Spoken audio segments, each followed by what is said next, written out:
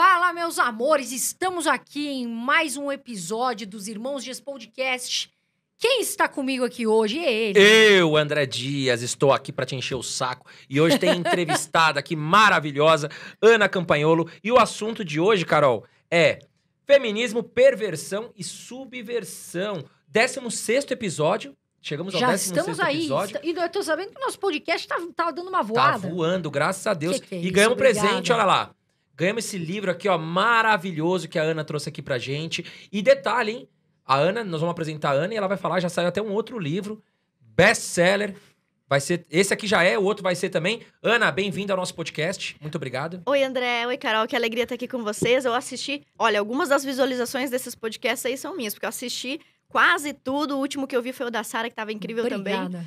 Então, eu já virei fã. E a história da Carol também me admirei muito, né? Porque virou uma professora, uma empreendedora, rompendo paradigmas e preconceitos que o pessoal tem. Inclusive, já vi ela falando sobre isso. E é uma grande honra para mim, um orgulho estar aqui no intervalo do trabalho, né? Que a gente veio aqui, inclusive, para São Paulo, conversar com os deputados sobre passaporte sanitário, vacinação obrigatória. Que bacana. E muito legal estar aqui com vocês. Obrigada. Eu fico muito feliz que você fale isso de mim, que você reconheça. E ela, deputada mais nova, deputada estadual mais nova eleita, ela é de Itajaí, lá em Santa Catarina. Terra da minha esposa, hein? E- Um beijo pra Camila. Só tem mulher bonita, é uma coisa de louco. E fala muito sobre essa questão do feminismo. Isso aí é um debate sempre, né, André? Todo Opa. mundo tá falando sobre isso. é um Não, tá assunto na muito moda, atual. é um assunto polêmico, mas é um assunto legal pra gente trazer aqui pra ser debatido. O pessoal pede muito e hoje nós temos aqui uma expert no assunto. Ela que é professora de história, a gente vê que ela trouxe um monte de livro aqui. O dia que vocês lerem esses livros aqui, pessoal, que eu e o André já estamos começando aqui a dar uma olhada. Mas nos tem um livros. caderninho ali que é o caderninho polêmico. Tem uns nomes ali de Brasília que nós vamos colocar no ar hoje. Hoje é que Não é adianta se hoje. esconder. Hoje vai ter a vara. Vamos lá, como é que você foi parar? Por que você decidiu ser deputada? Conta um pouquinho da sua história. Eu li que você é cristã, né? Da sua história na escola. Conta um pouquinho, por que você decidiu ser deputada estadual? Olha, tem tudo a ver com feminismo. As pessoas dizem muito pra mim, né? Você só é deputada hoje graças ao movimento feminista. E eu sempre nego essa dívida com eles, né? Com esse movimento. Mas, de uma certa forma, é isso, só que ao contrário. Porque se não fosse os problemas que eu tive com o movimento feminista, com representantes do movimento feminista, eu não teria me engajado na política, não teria entrado para participar da política e hoje não seria deputada. Então, a minha história começou, eu poderia dizer, em 2009, quando eu me tornei, primeiramente, aluna do professor Olavo de Carvalho. E um dos conselhos que o professor Olavo de Carvalho dá no curso dele, que se chama Curso Online de Filosofia, desde o primeiro dia é não se candidatem. E foi justamente o contrário que eu fiz, infelizmente. Espero que ele não me deserte do curso. Mas ele queria nos formar intelectualmente, né? Queria que nós estudássemos e tal.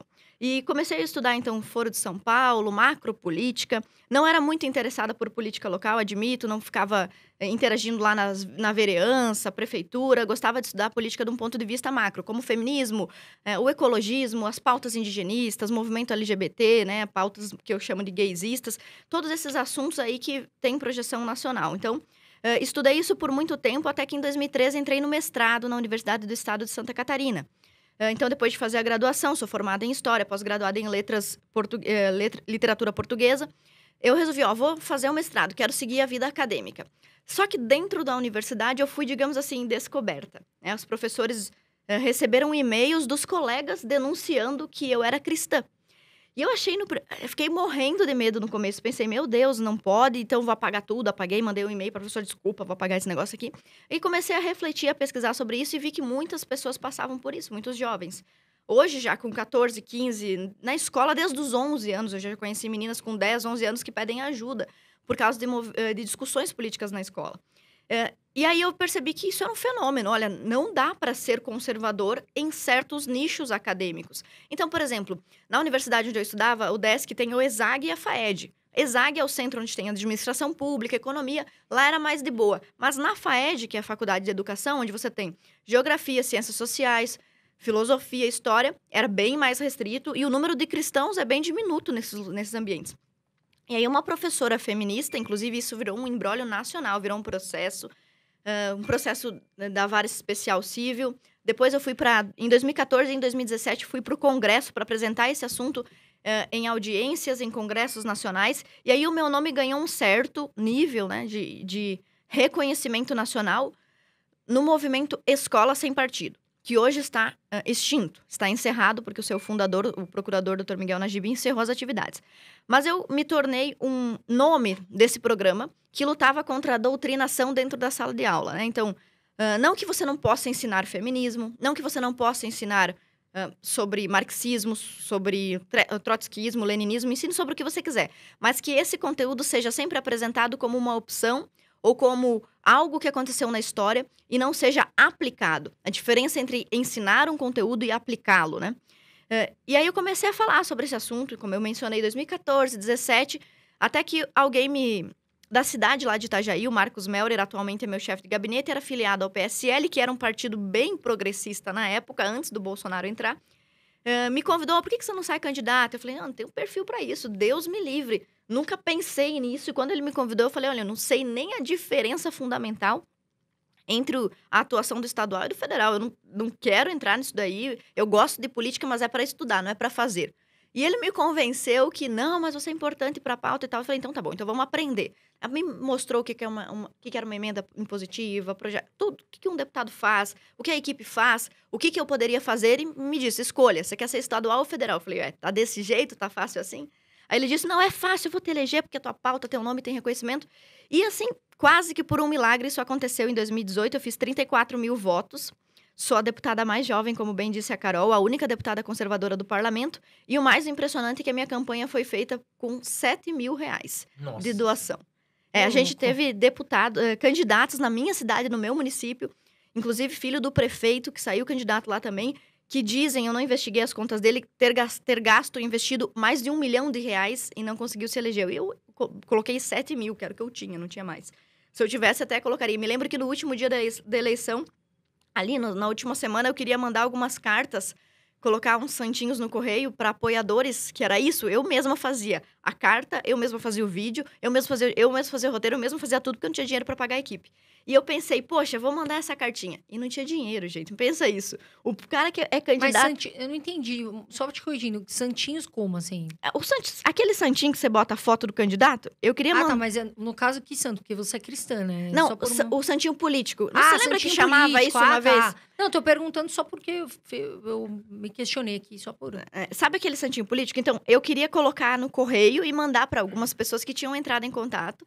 Sim. Assim, organicamente. E, por exemplo, o município Faxinal dos Guedes,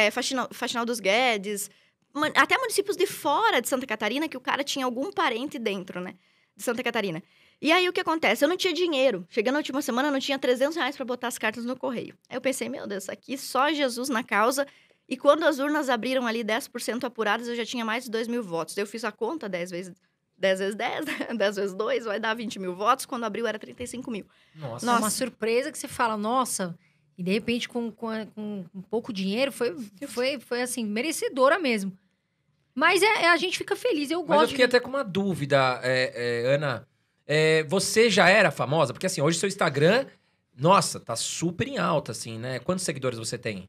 Hoje eu tenho mais de 800 mil no Instagram. 800 mil? Mais de 300 no YouTube. Com certeza é um dos políticos no Brasil com mais visualização em redes sociais, né? Inclusive, as pesquisas feitas pelos jornalistas oficiais lá em Santa Catarina mostram que eu sou a política mais influente do estado. Considerando até, inclusive, governador do estado, senador, federal, estadual. Que bacana. Isso em número de interação, publicação, tudo. Em todos os patamares eu sou, assim, sei lá, 20 vezes à frente do segundo colocado. É um fenômeno mesmo. E quando começou... Teve algum vídeo seu que viralizou?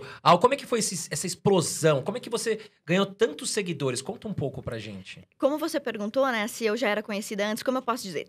Havia um nicho conservador. E neste nicho conservador haviam poucos representantes, poucos líderes. Hoje você vai pro TikTok, por exemplo, sobre antifeminismo, tem muitas meninas, adolescentes, 15, 16, 20, 25 anos... Tem gente falando sobre anticoncepcional, sobre aborto. Disseminou esse assunto, antifeminismo. Não tinha quando eu comecei, em 2011. Não tinha nenhuma amiga para eu conversar, entende? Pô, o que você tá lendo? Não tinha. Aliás, não tinha livro traduzido para o português. Tanto que um dos primeiros livros traduzidos para o português no Brasil é O Outro Lado do Feminismo, da Phyllis Schlafly, que é uma política norte-americana. Ele tem o meu nome nos créditos como uma patrocinadora. Então, assim, não tinha uma liderança antifeminista e não tinha em Santa Catarina uma liderança contra a doutrinação marxista, como a gente chama, né? Então, dentro de Santa Catarina, realmente não tinha outro nome Entendi. com esse assunto. Como veio a onda Bolsonaro, muitas pessoas entraram. Inclusive, no partido tinha 40 candidatos, né? Mas, assim, eles vieram todos, né, puxados também pelo nome do Bolsonaro. Nós fomos um grande sucesso lá em Santa Catarina. E nós elegemos 6 deputados estaduais e 4 federais. Então, dentro da Assembleia Legislativa de Santa Catarina, hoje, os deputados estaduais do PSL são 6 dentro de 40. Então, é uma grande representatividade, segunda maior bancada. Mas muitos vieram com aquela pauta direitista, da pátria, Deus, família, que é o argumento do Bolsonaro. Mas um tema próprio, que você olha para a pessoa, o assunto dessa pessoa é esse, que era o meu caso, feminismo e doutrinação marxista, eu acho que não tinha. E por isso, eu mesma me surpreendi, porque as pessoas fizeram campanha sem que eu não tive um cabo eleitoral. Assim, as minhas contas foram investigadas, a primeira coisa que fizeram, inclusive, foi reprovar minhas contas no tribunal.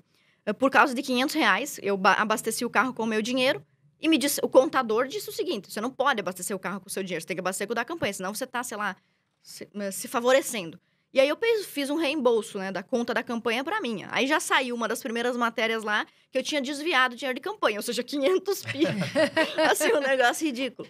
Então, como é que eu consegui me eleger se eu não tinha um cabo eleitoral, tinha só R$7.000, tinha um Ford Ka que explodiu o motor, porque eu não sabia que botava água na época. Olha que absurdo. E, então, assim, não tinha condições mesmo. Então, foi esse trabalho desde 2013 até 2018, 5 anos de trabalho, que foi levando o meu nome. E todo mundo que eu encontro diz assim, olha, eu fiz campanha para você de coração para todo mundo. E eu disse para todo mundo, vota nela. Ela não vai se eleger. Todo mundo tinha certeza disso, todo mundo votou em mim. Ela não vai se eleger, mas eu tenho certeza que isso é um voto dado para uma pessoa que merece. Então, assim, foi um voto totalmente consciente. Ninguém votou em mim. Alguns, claro, votaram pelo Bolsonaro e eu não vejo nenhum demérito nisso. Afinal, você escolher o candidato certo para você apoiar é um mérito político, né? Então, muitos méritos, mas esse trabalho do Escola Sem Partido e do feminismo me tornaram conhecida dentro do nicho. E depois, como é que foi o deslanche, né? O livro foi publicado, chegou nas lojas em fevereiro de 2019. Eu já estava eleita. E não há, se você pesquisar, não há outro livro antifeminista no Brasil. Até hoje. E eu reclamo muito com É que o o pessoal porque não fazem. O pessoal tem medo, né? Muita gente que fala sobre feminismo, tem gente que dá a sua opinião. A Malu Perini veio aqui, a mulher do Bruno Perini, ela falou, olha, eu não sou feminista. Então, tem gente que tem um certo medo. Agora, você comentou essa questão do Bolsonaro, né? Muitas pessoas, né, me elegeram por causa do Bolsonaro. Não sei se você pode falar aqui. Você é a favor do Bolsonaro? Você gosta do governo Bolsonaro? Eu gosto, primeiramente, da pessoa do Bolsonaro. Eu sei que, veja, isso é uma das críticas que as pessoas mais falam. Eu votei no Bolsonaro, porém, o jeito dele não me agrada. Ele fala demais. Para mim, a característica que mais chamou minha atenção para que eu gostasse da pessoa foi justamente esse jeito. Contundente, simples e, na opinião dos críticos, eles usam até atrapalhado, que para eles é atrapalhado. Mas eu identifico no presidente Bolsonaro a cópia, o protótipo, o arquétipo do cidadão comum, que não foi ideologizado, nem na universidade, sei lá, nem pela mídia. E eu conheci o presidente, dos motivos que eu gosto dele, apesar de discordar de alguns pontos do governo, todo mundo tem discordância, inclusive eu acho que a própria esposa dele deve não concordar com algo, né? O fato de eu não ficar dizendo todo dia o que eu não concordo, não significa que eu concordo com tudo. Mas o fato de eu ter criado esse apreço tão grande por ele foi pelo fato dele ser corajoso e especial diante do cenário em que nós estávamos, por exemplo, em 2010, 2012. Em 2013, como eu falei para vocês, teve esse episódio na universidade e eu processei a professora orientadora, que eu saiba foi o primeiro caso em Santa Catarina de um aluno orientando processar seu próprio orientador. Eu processei por perseguição religiosa ideológica e perdi a ação, embora as minhas provas tenham sido aceitas. O juiz meio que disse, se vira aí, ninguém mandou você querer discutir agora, vai arcar com as consequências. Então, o que acontece? Eu cheguei no Congresso em 2014, em 2017, com esse assunto, com essa pauta. Era uma menina de interior, uma professora simples, levei essa pauta para o Congresso. E, olha, isso aqui está acontecendo comigo. E está acontecendo com outras pessoas no Brasil. Gostaria que os senhores deputados ajudassem. Quem foi o cara que pegou o microfone, me apoiou, me esperou sair? Ele nunca tinha me visto, uma menina simples, pobre do interior. Esperou o negócio acabar, veio, me deu a mão, falou comigo, tirou uma foto. Bolsonaro, deputado federal. Ele não me conhecia, não me devia nada, não sabia se algum dia eu poderia ou não fazer algo por ele. Hoje o pessoal fala que eu sou uma das maiores defensoras dele em Santa Catarina, dentro do estado como deputado estadual. E eu tenho isso como um sentimento de gratidão. Porque no momento em que você não é ninguém, que você não tem nada, Você não pode esquecer dessas pessoas. E quem me ajudou muito? Ministra Damares estava naquele dia, em 2014, e depois em 2017 novamente. Ministra Damares, Magno Malta, o presidente Bolsonaro, que na época era só deputado, o Eduardo, filho dele. Então, pessoas que não tinham por que me ajudar. Não tinha nada a oferecer para elas. Eu não tinha nem o dinheiro da passagem para ir para Brasília. Então, eu tenho um apreço muito grande pela pessoa do Bolsonaro. Se eu acho que ele acerta sempre, não. Inclusive nas pautas feministas, que é um assunto que é muito caro para mim, eu acho que ele comete alguns erros que são inerentes à profissão do político. Eu mesma já tive que tomar decisões políticas, votar coisas que, se eu estivesse completamente solta e alheia de qualquer partido, de qualquer projeto, eu faria diferente. Mas como existe um partido, você tem que ter lealdade ao partido. Como existe um projeto que é maior do que a minha própria pessoa, você acaba tendo que ceder. Isso acontece com o presidente. Então, 2 projetos de lei que ele aprovou, que ele sancionou, que eu não concordo, foram projetos aprovados por maioria do Senado. E ele sancionou, porque é óbvio, pô, como é que adianta eu vetar o projeto, vai para o Senado derruba meu veto. Então, tem coisas que eu não concordo que ele faz, mas pelo sentimento de gratidão e lealdade que eu tenho com ele, pelos meus momentos lá do passado, eu respeito muito a posição dele como presidente da República e não faço essas críticas contundentes em público. Até porque, para criticar o presidente, já tem Bastante. gente. Nossa, tem bastante gente. Não tem jeito, ele tá na vitrine, vai tomar pedrada. Agora, Ana, sobre a questão da vacinação, né? Eu quero te perguntar se você chegou a se vacinar, se você apoia. E um dos assuntos que mais questionam a gente é sobre... Poxa, mas o Bolsonaro não apoia a vacinação, ele não quer se vacinar. O que você pensa sobre isso? Eu não sei quantos deputados tem não vacinados. Eu sei que tinha uma jornalista lá que o negócio dela é criar treta e ela estava tentando investigar. Quantos? Então eu já vou dar a resposta para ela, que ela ligou no gabinete e eu neguei de dizer. Mas para os meus eleitores eu digo para vocês também. Eu não tomei a vacina, ninguém na minha família tomou. Nem meu marido, nem meus pais, ninguém tomou. Na minha família próxima, assim. Eu acho que meus avós tomaram, que são bem assustados, assim. Eu não tomei a vacina, mas eu não sou contra a vacina. Eu sou a favor da vacina. Vacinei minha filha contra todas as coisas que eu sei que tem aí uma certa estabilidade e uma certa comprovação científica a longo prazo. Por exemplo, poliomielite, meningite, sarampo. E se tiver mais uma segunda dose, uma terceira, ela tem 1 aninho ainda, eu dei todas as doses na melhor clínica que eu pude, né, pagar essas vacinas. E também não sou contra a vacina do Covid, né? Se você tiver uma empresa bem-sucedida em desenvolver um fármaco confiável, daqui 2, 3 anos, 4 anos, eu posso tomar. Mas a vacina da gripe, por exemplo, é uma que eu não tomo. Porque para mim é só gripe. E cada um tem a sua posição. Eu tento evitar remédios. Se eu tô com cólicas menstruais, eu não tomo remédio para cólica. Se eu tô com dor de cabeça, eu não tomo remédio para dor de cabeça. Eu espero passar. Se eu tô com pedra no rim que tá doendo, eu corro imediatamente para o hospital. Então, assim, cada um tem o seu grau de medo, o seu grau de coragem, né, físico. E eu não tomei a vacina. E quanto à vacina, o que eu digo em Santa Catarina, para os eleitores que me procuram lá, eu sou a favor da imunologia, uma área da ciência, né? Mas eu sou contra do ponto de vista político, que você obrigue as pessoas a tomarem uma vacina experimental. Até assim, veja, as pessoas já são obrigadas a tomar certas vacinas. Então, assim, eu sou contra obrigar as pessoas a tomar vacina? Não necessariamente, as pessoas já tomam algumas vacinas. Eu sou contra, neste caso, de uma pandemia extremamente recente, de uma vacina em fase experimental, com reações adversas catalogadas, assim como várias outras também têm. Neste sentido, eu sou contra o Estado impor, como, por exemplo, aconteceu em Santa Catarina. O governador do estado, o governador Moisés, que era do PSL, ele fez um decreto. Muitas forças cooperam e disputam na política. Então, os professores conseguiram aprovar em Santa Catarina um projeto de lei para que nenhum professor ACT temporário fosse demitido durante a pandemia. Ato seguinte, eles conseguiram cancelar as aulas. Então, ficou garantido o emprego desses professores, porém, eles não precisavam lecionar por causa da pandemia, porque não era seguro para a saúde deles e das crianças, embora todos saibam que as crianças são os menos afetadas pelo Covid. Então, começou o movimento de escolas particulares, de sindicatos de escolas particulares, de pais interessados que seus filhos voltem para a escola para que eles possam trabalhar. Então, muitas forças cooperaram. O que vamos fazer para as aulas voltarem? Uma das decisões, provavelmente impulsionadas por isso, do governo foi: vamos obrigar a vacina para todos os professores. Assim, não haverá desculpa de que não podemos voltar às aulas porque não estamos protegidos. Talvez tenha sido isso que passou na cabeça do governador. E ele não tenha considerado questões como o direito de ir e vir, né? O direito de escolha das pessoas. Então, muitos professores ficaram desesperados e entraram em contato com o gabinete. Eu não quero tomar vacina em hipótese nenhuma. Ah, um cara lá, eu acho que tem o chip dentro da vacina. Eu não acho. Mas, poxa, não é seu direito? Sim, Se eu acho- claro. É um se eu direito de acho- expressão, né?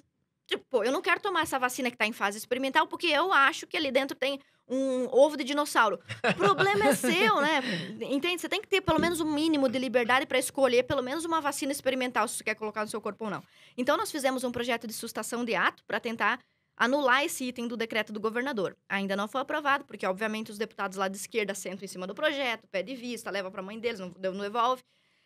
Além desse projeto de sustação de ato, nós temos também um projeto de lei que proíbe o passaporte sanitário. De uma certa forma, esse passaporte já existe. Você não consegue matricular seu filho na escola se ele não tiver tomado determinadas vacinas, né? Que são obrigatórias. Não entra em países, alguns países também. E agora, com a pandemia do Covid, determinados países já não aceitam. Ok. Mas nós fizemos um projeto, assim, bastante simples, apresentamos, ainda não foi aprovado também, para proibir o governo de impedir o deslocamento, a entrada de pessoas sob o argumento de estar faltando uma vacina. Um projeto anti-passaporte, né? E ainda não foi aprovado, está sob apreciação, não é inconstitucional, acredito que na CCJ vai passar. E outra vitória que a gente teve com relação a isso, esses casos ainda nós estamos aguardando, mas nós aprovamos recentemente um projeto que proíbe o lockdown em Santa Catarina. E aprovamos por unanimidade. Então, isso que eu costumo dizer, que eu falei aqui a princípio, dentro da política, às vezes, você tem que conversar, você tem que ceder coisas, né? E como a gente conseguiu construir uma relação muito boa dentro da Assembleia Legislativa, no princípio o pessoal pensava, ó, lá vem a louca do Bolsonaro, que não dialoga com ninguém, louca do Bolsonaro, não dialoga com ninguém, fanática religiosa, doida, crente, então não vai ter conversa com ela. Mas a gente construiu uma relação muito boa, tanto que hoje eu sou líder do PSL dentro da Câmara estadual, lidero os deputados do PSL, já fui líder do bloco de oposição, que eram 10, e nós hoje conseguimos uma relação tão boa que esse projeto do lockdown foi aprovado por unanimidade e sancionado recentemente pelo governador. Esse projeto proíbe, por exemplo, o governador do estado de fechar a indústria. O que aconteceu em Santa Catarina? Foi um dos primeiros a fechar. Um anúncio do dia para o outro, acabou, não pode restaurante, não pode nada. O que aconteceu com todo o estoque dos restaurantes? Peixe, camarão. Estragou tudo. Um dos meus restaurantes favoritos lá em Santa Catarina, lá em Florianópolis, que é o do Pescador, fechou. Tipo, eu fui depois de um certo período, quando ele estava fechado, faliu. Eu até ia comentar isso, porque assim, a gente teve muitos empresários que no começo comentaram sobre isso da economia, que eles não eram a favor de fechar, foram criticados demais, porque eles falaram, olha, um dia a economia vai sentir. E um deles é justamente alguém muito popular lá, que é o Luciano Heng. Uhum. Qual é a sua visão sobre as opiniões do Luciano Heng? Olha, ele tem um clamor popular a seu favor muito grande, né? Eu diria, ele é quase populista, mas o termo certo é popular. Ele é muito popular. Muito. Sai como senador, ele ganha fácil, né? Então, se especula muito sobre isso lá em Santa Catarina, né? Sobre a possibilidade, parece que seria bom para o presidente Bolsonaro que ele saísse candidato ao Senado. Acho que ele estaria praticamente eleito pela popularidade que ele tem, também pelo número de lojas, é um grande empresário. E já colou nele essa imagem, terno verde e amarelo. Ele veio para a CPI e se comportou muito bem dentro da opinião, né, dos direitistas, dos conservadores. Então, seria um nome. Mas tem outros, né? Tem outros nomes lá em Santa Catarina que estão concorrendo. A gente tem partidos que estão se aglutinando em torno do nome do presidente Bolsonaro. Por exemplo, nós temos lá o Partido Liberal, que em Santa Catarina quer colar com o Bolsonaro. Temos o PTB, que é o partido que já foi o partido do Getúlio Vargas, que agora recebeu uma nova... Foi repaginado. Tá um partido bem fofinho, conservador, assim, para quem é de direita, que também vai colar no Bolsonaro na próxima eleição. E esses partidos provavelmente vão ter seus candidatos ao Senado, além do Luciano. E eu acho que essa decisão vai ficar em torno de saber se ele aceita ou não. Mas, com certeza, ele é um nome forte. E eu, como deputada estadual já eleita e que vou tentar a reeleição no ano que vem, eu não tenho muita opção. Eu vou apoiar o candidato que o presidente quiser apoiar ou que eu observar que esse cara é o que o povo quer. Sabe que na política as pessoas acham que você vai chegar lá para fazer tudo o que você quer. Quando, eu vou me candidatar e quando eu me eleger eu vou fazer tudo que eu quero. É justamente o contrário. Você perde um número enorme de liberdades, inclusive de opinião que você achou que tinha, né? Com certeza. Ana, aproveitando o gancho da Carol, que foi uma ótima pergunta do Luciano Heng. Sérgio Moro era considerado um herói aqui no país, né? Qual a sua visão sobre o que aconteceu? O Sérgio Moro abandonou, né? Ele era ministro da Justiça, né? Ele, inclusive, foi um nome forte ali quando o Jair Bolsonaro se candidatou. E ele abandonou seu cargo, saiu, enfim. E muito se falou, né? Foi traição, não foi traição. Qual a sua opinião sobre isso? No começo eu falei que um dos motivos pelos quais eu continuo a defender o presidente e evito fazer críticas é o sentimento de lealdade e gratidão. Eu acho que lealdade e gratidão são as coisas que fundamentam o caráter de uma pessoa. E uma das coisas que a política gosta muito é de traição. Pode ver, cada vez que um ministro saiu atirando, falando mal do presidente, os jornalistas, olha, ficaram extasiados, ficaram excitadíssimos, virou notícia em todo lugar, especularam sobre aquilo o máximo possível. Tanto que até hoje se fala, por exemplo, sobre o Mandetta e o Moro como candidatos. Então, a política adora uma traição. Mas na política também, embora se goste muito de traição, o traidor fica marcado. E mesmo seja de esquerda ou de direita, todo mundo sente uma desconfiança no coração e no cérebro quando está diante de alguém que já traiu outra pessoa. Isso na política é claro. E o que acontece no caso do Sérgio Moro e do Mandetta, eu acho que eles tinham todo o direito de não concordar com o governo. Não estou concordando com as políticas do governo. Presidente, não concordo mais. Como, por exemplo, a posição do Paulo Guedes. Paulo Guedes é conhecido como ele é muito liberal, sempre foi, nos seus artigos publicados antes dele assumir o cargo e tudo mais. Com certeza, há muitas coisas que o Paulo Guedes não concorda em fazer, em ter que fazer. Mas as pessoas que estão fora da política não compreendem que as forças que nos obrigam a tomar decisões são maiores do que as que nos libertam para fazer o que a gente quer. Então, é óbvio que o Paulo Guedes também toma decisões com as quais ele não gostaria de lidar ou não gostaria de ter no seu histórico. Porém, pela lealdade, pelo compromisso com o projeto, ele vai adiante. E o que faltou nos dois nomes, para mim, Moro e Mandetta, foi lealdade. E também gratidão. E eu acho isso péssimo. E o Moro, que estava preocupado com a sua biografia, acho que colocou nela a maior de todas as manchas, que é a mancha de ser um traidor. Eu acho isso terrível. Dentro do partido, eu sou líder do PSL, como eu falei para vocês. Às vezes eu falo pro pessoal, gente, esse partido aqui é que nem Mussolini diante da Itália. Perguntaram, ei, Mussolini, é bom ou ruim governar os italianos? Ele disse, não é bom nem ruim, é impossível. Porque cada um faz o que quer. E eu sempre digo, gente, temos que ter unidade, lealdade. O MDB, por exemplo, é um partido forte, fortíssimo, que está sempre ancorado no poder, ou liderando, né? É o do vampirão, não? É, o do vampirão. Ou ele está no poder, ou ele está ancorado, né? Ali, gravitacionando. Por quê? Os caras são fechados. Lá em Santa Catarina, a gente tem 9 deputados do MDB. Eu me dou bem com todos os deputados, pessoalmente falando. Não posso não concordar com as políticas e tal. Mas você vê, os caras são fechados. Chega uma votação, se for uma votação séria, é 9 votos. Não se negocia lá dentro um voto, o de cada um. A gente já olha para o líder, o que o líder do MDB vai fazer? Então, essa unidade se caracteriza pela lealdade, seja nas coisas erradas ou certas, né? Você vê que esses partidos são muito unidos. Inclusive, há uma lealdade até quase doentia, no caso, em relação, por exemplo, à figura do presidente Lula. Quem rompeu com isso aí, um pouco, foi o Ciro Gomes, que vai nos lugares ali e fala mal no dividido. Fala mal do Lula. Dá uma mudada ali, uma mudada aqui, ele vai ali na natação, para um lado e para o outro. Agora, você me deu esse livro que eu achei muito interessante, eu vou ler, sobre feminismo. E o que eu queria que você falasse um pouquinho? Porque você fala e você é aberta a isso e comenta. Você falou que você é cristã, eu também sou, e eu sei que você faz as suas defesas, né, diante do antifeminismo. Eu queria que você falasse um pouquinho para as pessoas, eu acho que elas têm dúvida do que é, de fato, o feminismo, e você chama feminismo muito de movimento... coletivista de esquerda. Coletivista de esquerda. Eu queria que você falasse um pouquinho sobre isso. Bom, no meu livro eu tenho a minha concepção sobre o que é feminismo, então eu dou uma definição do que é para mim. Mas, para a gente discutir isso, a priori, a gente tem que entender o estado da arte daquele tema, o que as próprias feministas dizem sobre si mesmas. E uma das características do meu livro, que eu acho que fez com que ele fosse um sucesso, é que ele trouxe para o Brasil algo que não existia do ponto de vista do conservador. Um livro que mostrasse a história do próprio movimento feminista, usando as biografias e as obras literárias e as obras filosóficas escritas pelas próprias feministas. Então, eu tentei fazer um trabalho que juntasse o argumento e o contra-argumento. Então, o feminismo, segundo as próprias feministas, é um movimento que busca acabar com a desigualdade entre homens e mulheres, e esta desigualdade supostamente colocaria as mulheres em desvantagem, e por isso é preciso um movimento político partidário organizado para reverter isso socialmente através de políticas públicas. Por exemplo, projetos de lei, ações sociais, movimentos sociais. O movimento feminista entende, então, que a mulher está numa condição de opressão, que a vida da mulher sempre foi ruim e que a mulher sempre foi o sexo oprimido, e que, em relação ao homem, a mulher sempre esteve em desvantagem. Seja na antiguidade, na Idade Média, na Idade Moderna ou hoje. Então, por exemplo, aqui, dentro dessa sala, as mulheres estariam em desvantagem. Como e por quê? Pode achar engraçado, mas se você digitar no Google agora, o pessoal que está nos assistindo em casa vai encontrar lá. O ar-condicionado é machista. O ar-condicionado tá ligado aqui, né?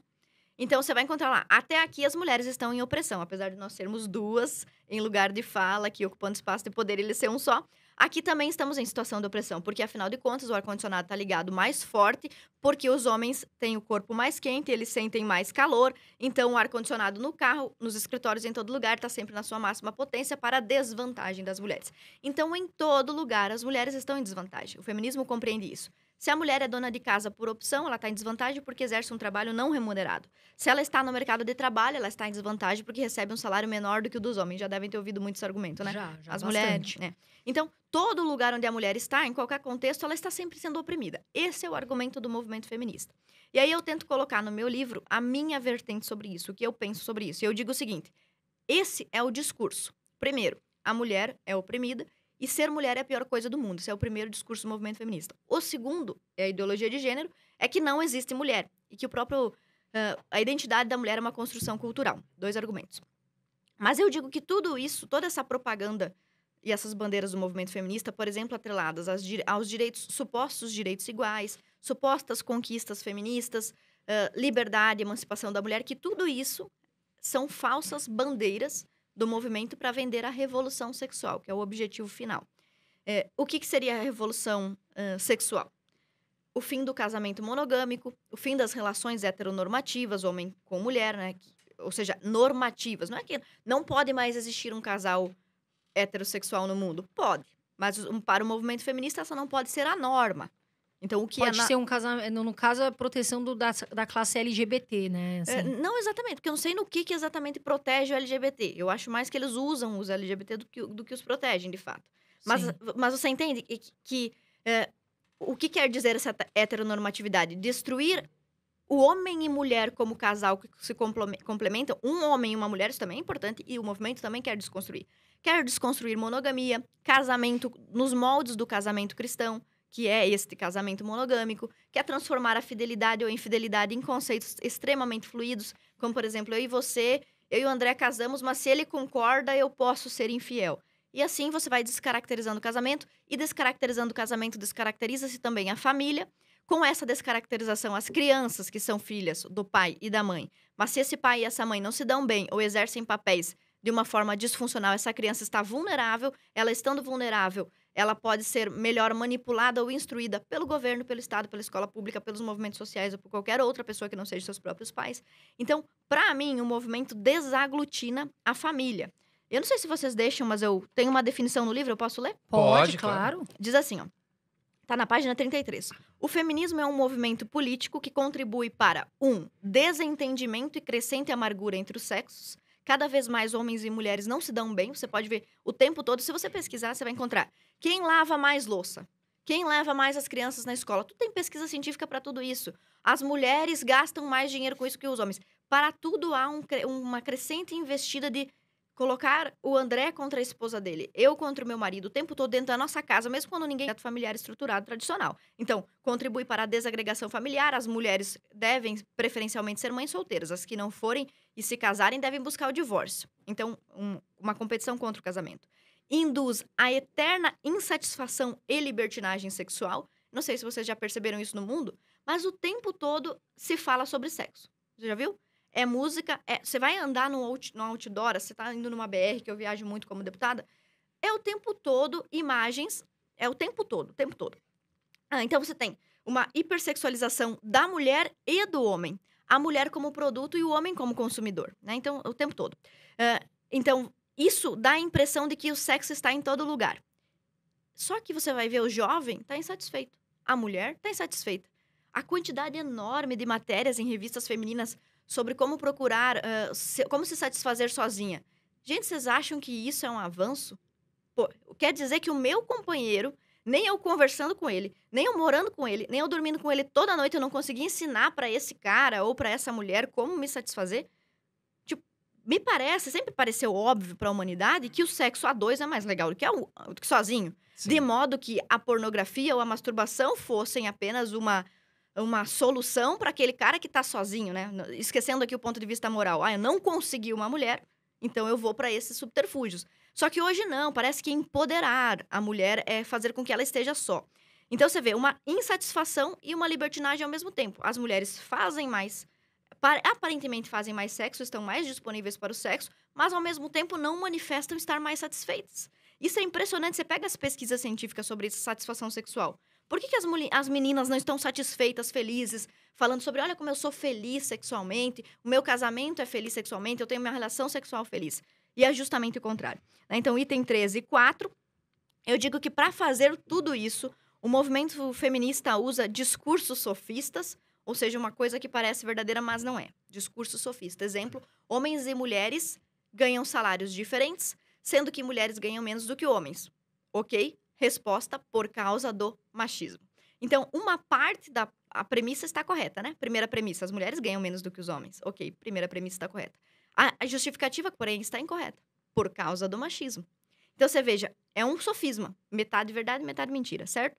Então, usam discursos sofistas, propagandas fajutas ou pesquisas científicas fajutas. Então, o pessoal que gosta de alardear que é a favor da ciência, pelo amor de Deus, já estão negando o sexo biológico das pessoas. Então, vocês são a favor da ciência. E pesquisas, índices, deturpação de dados, de pesquisas científicas, deturpação de índices, manchetes tendenciosas. Eu vou dar um exemplo de manchete tendenciosa. Tudo isso se junta para construir o movimento feminista. As pesquisas fajutas, as manchetes tendenciosas, os discursos sofistas. Tem uma matéria que depois o pessoal pode digitar no Google. Apesar de morrerem mais homens, vírgula, as mulheres são as que mais sofrem com o Covid. Meu Deus, como é que uma mulher pode sofrer mais do que aquela pessoa que morreu de Covid? Você veja como a manchete é tendenciosa. Outras manchetes de violência, por exemplo. As mulheres são as que mais morrem dentro de casa. Aí você vai ver o subtítulo da matéria. 40% das mulheres morrem no espaço doméstico. Enquanto que apenas 15% dos homens morrem na mesma condição. Aí você fica com aquela impressão de que tem mais mulheres morrendo dentro de casa do que homens, porque 40% é mais que 16%. Agora eu vou dar uma de Dilma. Porém, todo ano morrem no Brasil 60 mil homens e 5 mil mulheres. E 40% de 5 mil é menos que 15% de 60. Então, você veja, todas essas pesquisas, elas são fajutas, tendenciosas. E, por último, eu digo que, além de tudo isso daí é feito com o dinheiro do contribuinte. Ou seja, você concorda ou não com o movimento feminista, não importa. O seu dinheiro vai ser utilizado pelo MP feminista, Ministério Público feminista, pelo TJ feminista, né? O Tribunal de Justiça vai fazer campanha feminista com o seu dinheiro. A Assembleia Legislativa, lá onde eu trabalho, tem a Escola do Legislativo, vai promover discussão de gênero, discussão pró-aborto disfarçada, vai promover tudo sobre os aspectos mais, assim, sutis possíveis. Tudo isso é feito com o dinheiro do contribuinte. Concorde ele ou não. Né? O que você acha dessa frase? Eu escuto muito, não ser feminista é ser contra as mulheres. Porque acontece muito isso na internet. Ah, você não é feminista, então você é contra as mulheres. O que você acha dessa frase, Ana? É uma forma bem simplista de reduzir tanto o movimento feminista quanto o posicionamento das pessoas. Assim, você é obrigada a entrar dentro da caixinha do que é o meu pensamento e a minha concepção do que é o certo. Ou você não é mulher, ou você não é negro, ou você não é gay. Por exemplo, o movimento gaysista. Se você for gay, mas for do Bolsonaro, a favor do Bolsonaro, como, por exemplo, o Agostinho Fernandes, o maquiador da primeira-dama, não. Aí, então, você é um vendido, você é um escravo, você é um iludido, você é burro, porque você é gay. Você resolveu fazer um determinado uso do seu órgão excretor. Ah, então, por causa disso, você é obrigado a estar em determinada filiação política. Outro exemplo, você nasceu negro, nasceu porque quis, não. Nasceu porque essa é uma condição de nascimento e ninguém escolhe a sua cor do cabelo, ninguém escolhe nada disso. Então, por condição de nascimento, eu sou negro. Isso faz com que, obrigatoriamente, eu precise fazer parte do movimento Black Lives Matter ou eu preciso ser a favor das cotas. E um dos melhores economistas vivos ainda, na minha opinião, é o Thomas Sowell, que é negro e é anti-cotas. Então, ele tá contra a sua própria classe, ele é capitão do mato, então ele não serve, ele é podre. As mulheres, mesma coisa. Você nasceu mulher, Eu e a Carol nascemos mulher porque foi assim que Deus quis ou a natureza quis, a gente não escolheu isso. Isso eu não posso escolher. Mas a minha posição política eu posso. Eu posso escolher se eu quero ser socialista, trotskista, monarquista, capitalista. Eu posso escolher isso. Se eu posso escolher tudo isso, por que eu não posso escolher também se eu quero ser feminista ou não? Essa impressão é muito mentirosa. Só porque eu nasci mulher, eu tenho que fazer parte deste grupo. Posso contar uma história? Claro, pode. Quando eu à me vontade. elegi, assim que eu me elegi, eu recebi um telefonema da secretária lá da Assembleia Legislativa. E ela disse assim, deputada, tô ligando porque esse ano vai ter, eu não sei se todo ano tem, a bancada feminina. Aí já, eita lasqueira. Já sei que não é feminina essa bancada, é bancada feminista. Porque o próprio pensamento de criar a bancada de acordo com a condição de nascimento já é um pensamento de esquerda. Por exemplo, bancada negra, não pode criar isso. Porque tem o Hélio Negão, do Bolsonaro, e tem o Negão lá do PT. Como é que eu vou botar esses dois caras na mesma bancada? Não dá. Então, só o fato de eu criar a bancada atrelada à condição de nascimento do cara, já não dá. Então, eu pensei, tá. Porém, o professor Olavo ensina sempre algo pra gente. Ocupe todos os espaços que puder. Você quer ser síndica do prédio? Quero. Você quer ser líder comunitário? Quero. Quer ser rainha da bateria? Quero. Todos os lugares Quer que puder. pagar as contas? Sim. Não.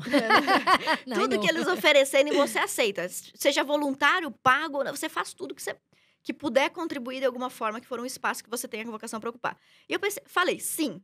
Claro, com certeza, quero sim. Daí me fingi de retardada, né? Perguntei pra menina, mas viu, qual que é o fundamento desta bancada feminina? Então, deputada, nós estamos muito felizes porque pela primeira vez nós temos um número recorde de deputadas.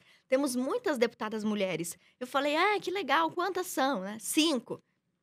Tá, então de 40 deputados, 5 são mulheres. Sim, que legal, né, deputada? Eu falei, muito legal, sim, claro, óbvio. E aí, eu perguntei, mas então, se tem 5 mulheres e isso justifica a criação de uma bancada feminina, e tem 35 homens, então, com certeza, eles também vão fazer a bancada masculina. E vai ser uma bancada forte e punjante, porque os caras têm 35 contra 5. Daí a menina pensou, né, começou bem disseram que era louca e burra, né, ela deve ter pensado. Não, deputada, pelo amor de Deus, cada deputado tem as suas concepções políticas, cada um tem o seu partido. Eu não respondi, né? Mas eu pensei, mas e as mulheres não? Esta bancada ou esta posição feminista acabou de tirar das mulheres um direito que os homens têm. O direito de escolher em qual espectro político eles querem estar e qual ideia eles querem defender. Se querem ser socialistas ou não. Porque dentro do movimento feminista, por ser coletivista, a maior parte desse movimento é de esquerda. Tanto que os grandes nomes feministas que você vê hoje são de esquerda. Manuela Dávila, Márcia Tiburi, Marilena Chauí, que odeia a classe média e ganha 15 mil reais por mês. Todas essas pessoas aí são de esquerda. Érica Cocai, de esquerda. Qual é a grande liderança feminista de direita?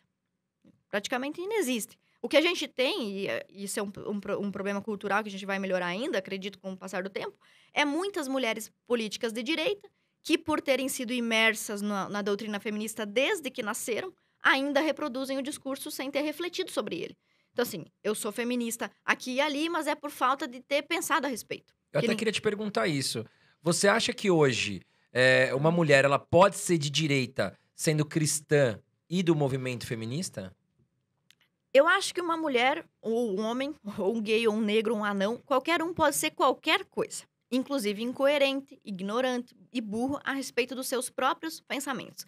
Uma das liberdades que foi tirada dos adolescentes, inclusive hoje, é a liberdade do cara não ser nada.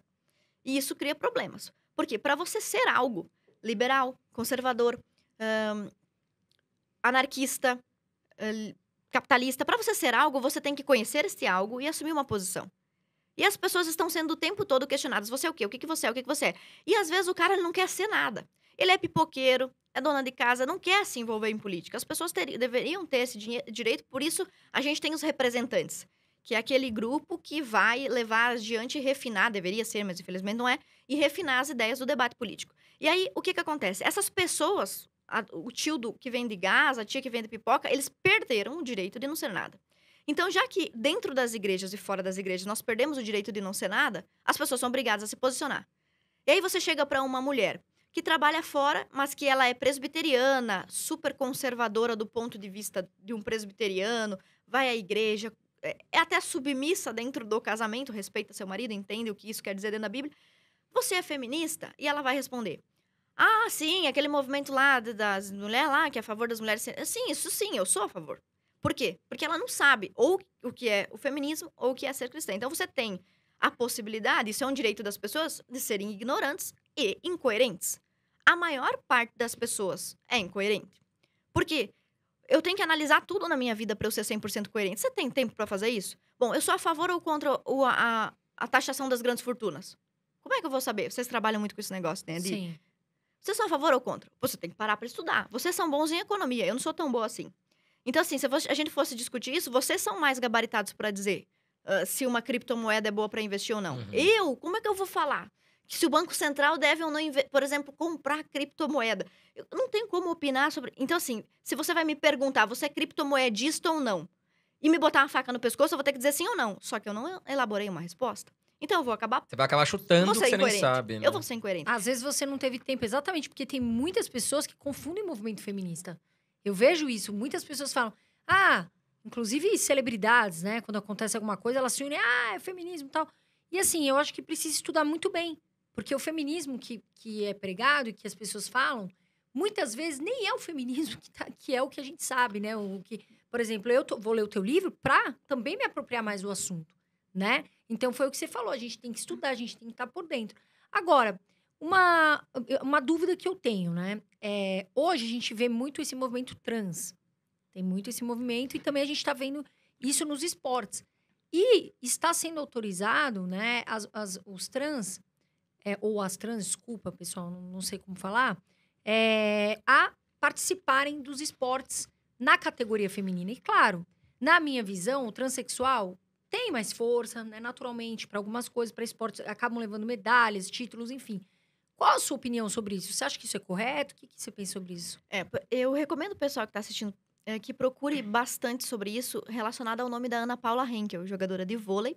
Ela tem uma militância, não gosto dessa palavra, mas ela tem uma atuação muito forte em combater esta incursão de trans, homens ou mulheres, sei lá, no esporte feminino. Aliás, uma das coisas mais aparentes e mais óbvias pra gente é que dificilmente uma mulher de nascimento muda a sua condição, a sua aparência, sei lá, faz uma cirurgia de reversão ou mutação de sexo, sei lá, e vai para o esporte masculino.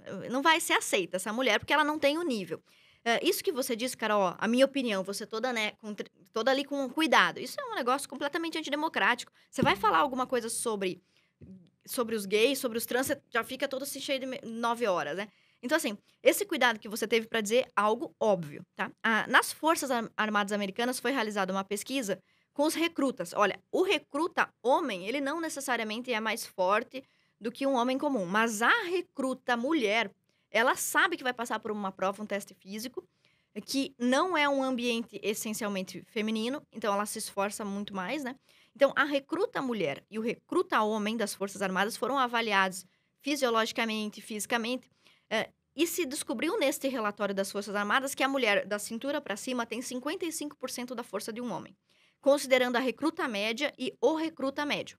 Ou seja, mesmo que eu pegasse a melhor mulher e comparasse ela com o recruta médio masculino, eu não teria uma mulher mais forte. Então, mas eu conheço mulheres que são mais fortes do que certos homens. Quando a gente quer fazer uma análise social, a gente tem que partir do que é genérico. Temos que generalizar, né? E deixar as exceções de fora. Então, genericamente, você está correta. Não é só a sua opinião.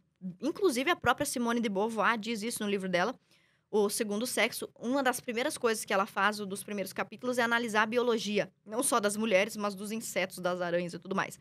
E ali nessa análise ela diz, é indubitável, é indiscutível que a mulher é mais fraca do que o homem e não pode enfrentá-lo em uma luta corporal. A mulher vai perder. Inclusive, é por essa razão também que muitas mulheres preferem se aliar aos homens, diz a Simone de Beauvoir, do que ficar contra eles.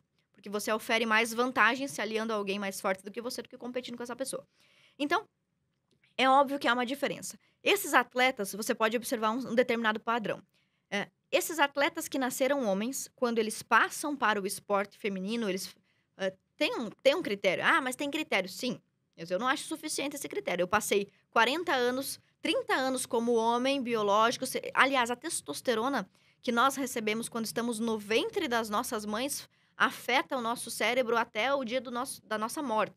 Então, esse cara não tem como entrar dentro do ventre da mãe e sofrer uma testosteronizada. Então, o que acontece? Estes caras já viveram 30 anos como homens, eles passam aquele período de adaptação que é exigido pelas federações dos esportes, e depois eles vão competir. No esporte masculino, geralmente eles são insignificantes. Quando eles entram no feminino, eles ganham medalha. Sim. Então, assim, isso... Tem muita vantagem. Por favor, né? Imagina no nadador, o homem ele tem mais força, gente. Né? Isso Sim. já vem desde a época antiga. No Quem ia pra vôlei, guerra né? eram os homens são mais fortes. Imagina sei lá, luta de espada na época medieval. Um exército de 10 homens contra 10 mulheres, vai ter uma desvantagem. O homem ele é mais forte, né? Tanto é que a gente pega aí construção e tal, a maioria é homem, os pedreiros, né? Tem pedreiro mulher? Tem, mas a maioria é os homens. Agora eu queria te fazer uma pergunta, Ana. A gente também, né, eu e a Carol, nas nossas redes sociais, a gente sofre muitos ataques, às vezes por opinar sobre política, por opinar sobre algo que está no tema hot, a gente fala, né? Uhum. Você, pela sua posição política e suas opiniões, né, fortes, você já sofreu muito ataque? Qual foi o pior, assim, que você se recorda? Olha, ataques políticos eu recebo constantemente. Aquilo que vocês talvez já tenham recebido e que toda mulher antifeminista recebe. Toda. Tomara que você seja estuprada. Nossa. Isso aí é o... Assim, se você procurar, as meninas que estão lá no TikTok, depois elas tentam dizer, não, eu quis dizer que somente se você for estuprada, você vai saber o que é uma mulher passa. E sempre pressupondo que nenhuma de nós sofreu até hoje assédio ou coisa assim, o que não é verdade. Inclusive, tem uma menina que eu me aproximei muito dela, tem uma página muito legal chamada Manas e Manos, a Karen. Ela foi abusada na infância e ela é antifeminista. Então, existem muitas mulheres que passaram por isso e, veja, é monopólio de virtudes. Então, um dos ataques mais recorrentes é esse, né?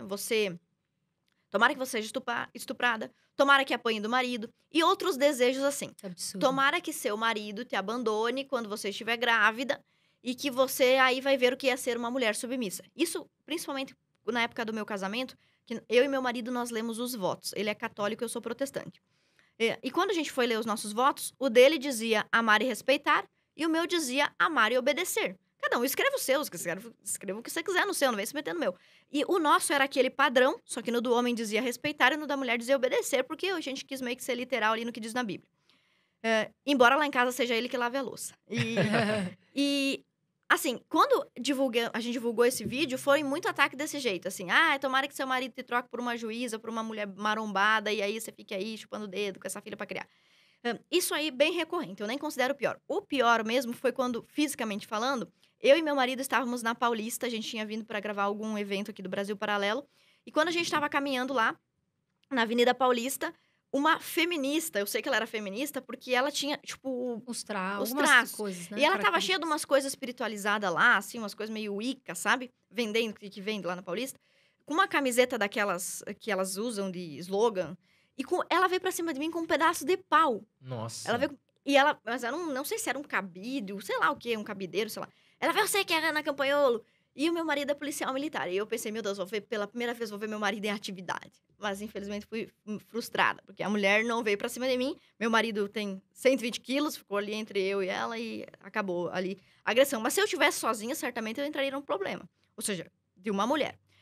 Além disso, uma vez eu estava com duas amigas, a Lanza e Gabi. Não sei se vocês estão assistindo, meninas lá da época de Chapecó ainda. Nós estávamos tomando um sorvete. E como eu já tinha uma atividade na universidade, um cara jogou um balde d'água na gente. Então, um casal, né, que tava na marquise lá, jogou um balde d'água. Também já perdi emprego, quando eu assumi uma vaga como professora de História, Geografia e Religião, num colégio cristão, na verdade, um colégio católico confessional. Eu tive uma discussão com uma feminista na internet e ela telefonou na escola, acho que mobilizou outras feministas, e procuraram a direção até convencer os diretores ali de que eu precisava ser demitida. Então, eu fui contratada e 1 mês depois eu perdi emprego. E para quem é professora CT, sabe que você tem que escolher a sua vaga para trabalhar no início do ano. E eu escolhi uma vaga particular, então eu perdi a vaga pública. Aquilo ali podia ter comprometido o meu sustento, eu ia ficar desempregada o ano todo. E todas essas agressões que eu sofri, políticas também. Então, por exemplo, quando foi para lançar este livro, ele foi lançado no Dia da Mulher dentro da Assembleia Legislativa. Nenhum deputado se opôs. Até deram parabéns. Eu recebi algumas flores no gabinete, parabéns pelo lançamento do seu livro. Nem leram, mas gentis, né? Educados. As mulheres queriam vetar o lançamento do livro por causa que era a Semana da Mulher e elas não queriam ter a bancada feminina, aliás, eu sou mulher, atrelada a um livro antifeminista. Porque, sei lá, é contra as mulheres, aquilo que a Carol disse. E aí aquilo foi assim, eu tive que discutir. Eu, tipo, ó, pessoal, é o seguinte, eu sou da bancada feminina, vocês vão ter 11 eventos, são 11 eventos desse negócio, um é o meu, já tá reservado ao auditório. Vai acontecer o lançamento. Independente de vocês atrelarem isso à Semana da Mulher. Acontece que se não estiver atrelado à Semana da Mulher, eu vou pra internet, eu vou dizer, ó, eu estou sendo ostracizada pela bancada feminina. 800 mil seguidores, você vai fazer uma onda gigantesca. E aí, o que aconteceu? No dia, inclusive, do lançamento, tinha 3 mil feministas marchando do lado de fora. Então, olha quanto... Aí, resumindo, você perguntou sobre os ataques que eu sofri. Todos que eu... E o pior deles foi esse da universidade, né? Que a professora me prejudicou ao ponto de eu ser reprovada no mestrado. A minha dissertação, as pessoas cometem muito esse erro. Tenho certeza que vão comentar aqui embaixo. Esse livro não é uma dissertação acadêmica, não é uma tese de doutorado nem de mestrado. Eu escrevi esse livro em 2017, eu já estava fora da academia, já tinha pegado nojo, não quero entrar lá nem como professora, nem como aluna. E já tinha me desvencilhado totalmente. A minha dissertação de mestrado era sobre violência, era sobre virgindade e família, que foi uma tese feminista, que a professora abandonou, então eu tive que abandonar. Abandonou a tese, abandonei o tema e a professora, tive que abandonar. Tive que adequar, mudei a tese para violência urbana, arma de fogo em bares na década de 70 e apresentei uma dissertação sobre isso. Então, as pessoas que querem falar mentira sobre meu livro, elas dizem isso. Esse trabalho foi submetido e foi reprovado. Nunca foi submetido. E o que foi reprovado foi o meu trabalho com outro orientador, que não era o orientador que tinha me escolhido, outra tese sobre nenhum argumento. Tanto que está em branco lá, reprovado, observações nenhuma. E aí, isso tudo gerou, enfim, todos esses problemas que eu tive, perdi emprego, perdi 2 anos da minha vida nesse mestrado em uma universidade pública, que é meu Pela direito. sua opinião, né? Porque é uma opinião. Você pode ser feminista e você pode não ser. E a gente tem que se respeitar. O grande fato é o respeito. Porque tem pessoas que são e pessoas que não são.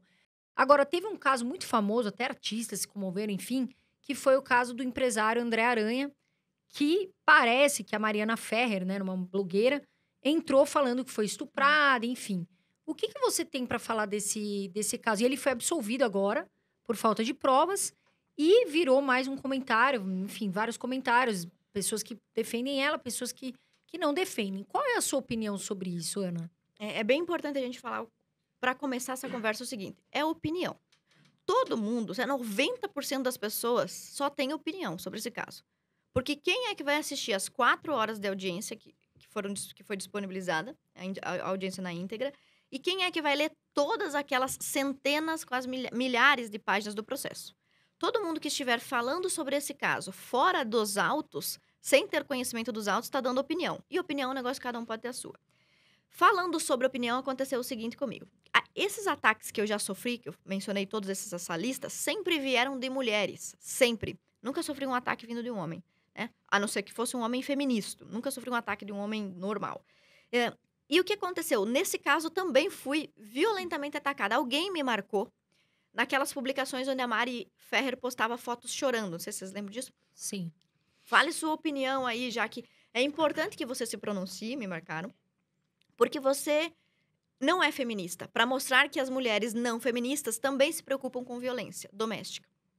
Primeira grande mentira do movimento é dizer que elas se preocupam com violência. Elas fazem denuncismo e alarde, mas solução para a violência elas não apresentaram nenhuma.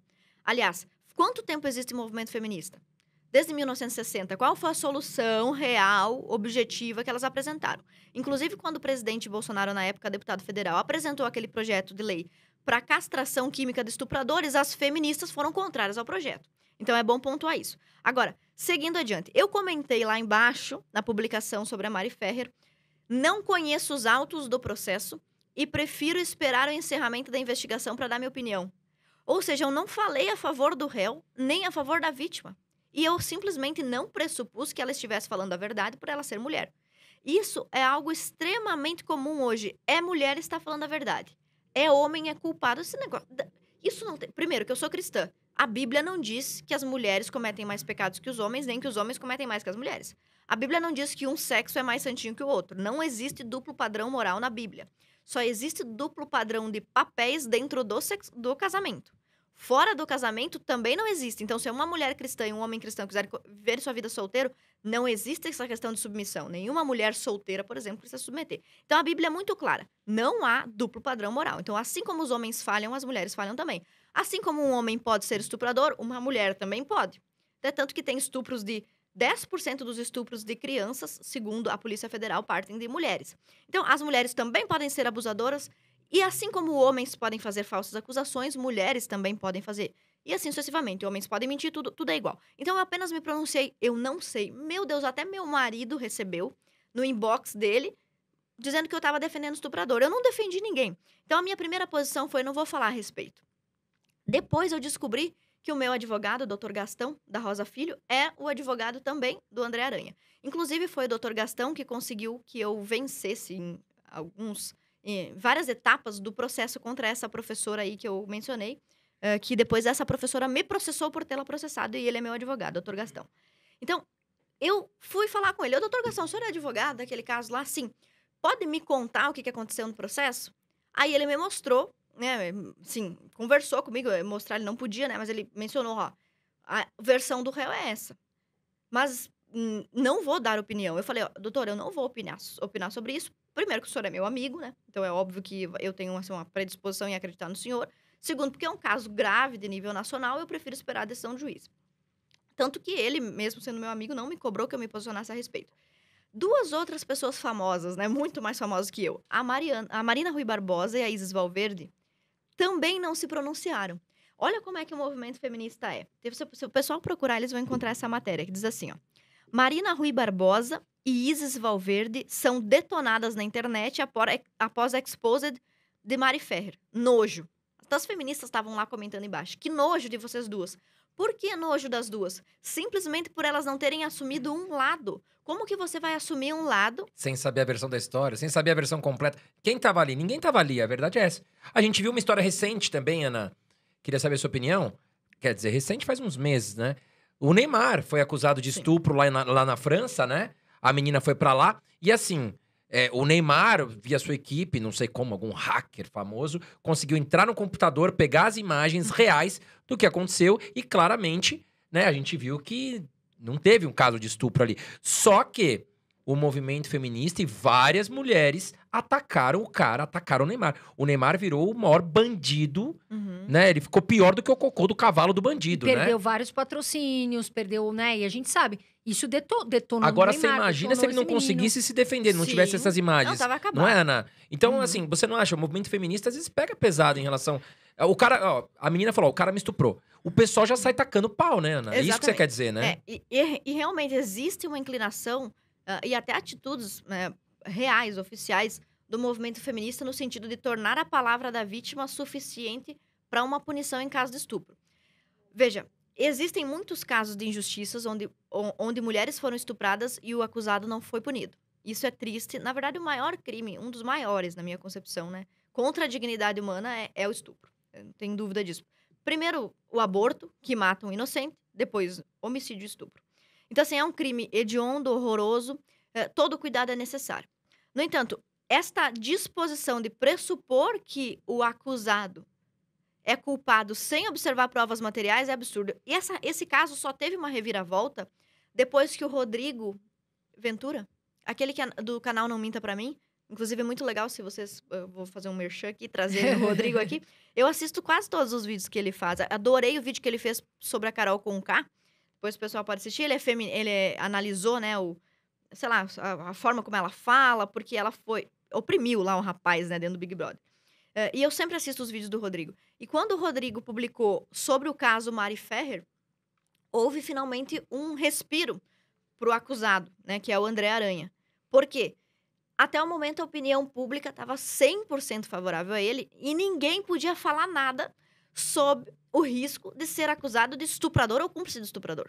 Como aconteceu comigo, por eu não ter dito. Não foi porque eu falei que ele era inocente, apesar de eu já ter ouvido do próprio advogado que as provas eram contundentes e que ele seria inocentado. Mesmo assim, eu não disse nada. Inclusive, foi o primeiro ato de covardia meu ali não ter dito. Mas olha só, o Rodrigo mencionou num vídeo que ele fez alguns indícios de que a Mariana poderia estar mentindo, com base em coisas que ela mesma disse ou fez. Por exemplo, ela corrigiu erros de português nas mensagens.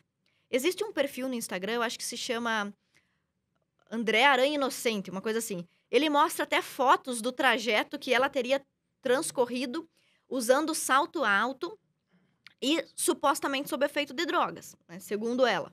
Eu não tô dizendo que ela tá mentindo ou que o cara está mentindo, mas o Rodrigo fez um vídeo dando indícios de que isso poderia ser mentira.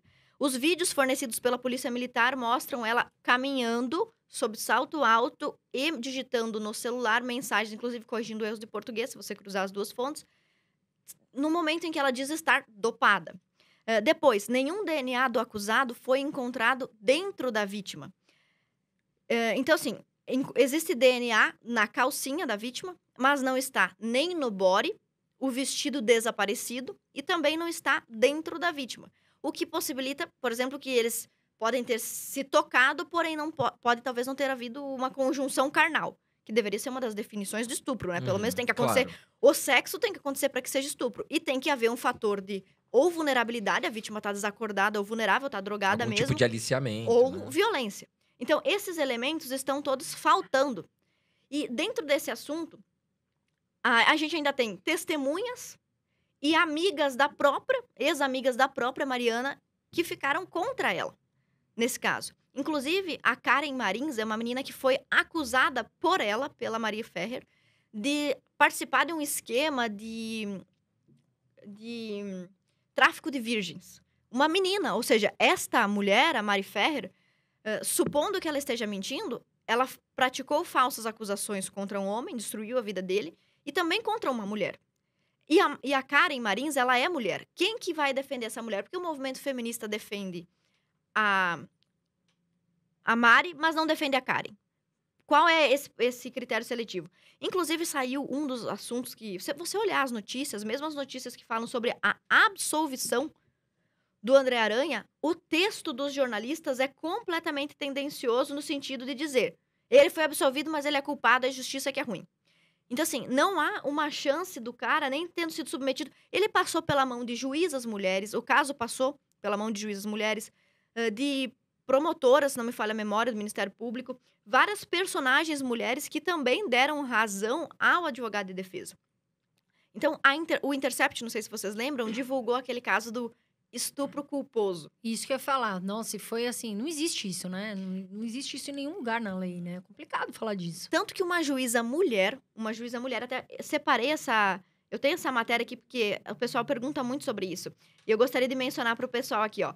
Uma juíza mulher decretou que o jornal Intercept se corrigisse a respeito disso, né?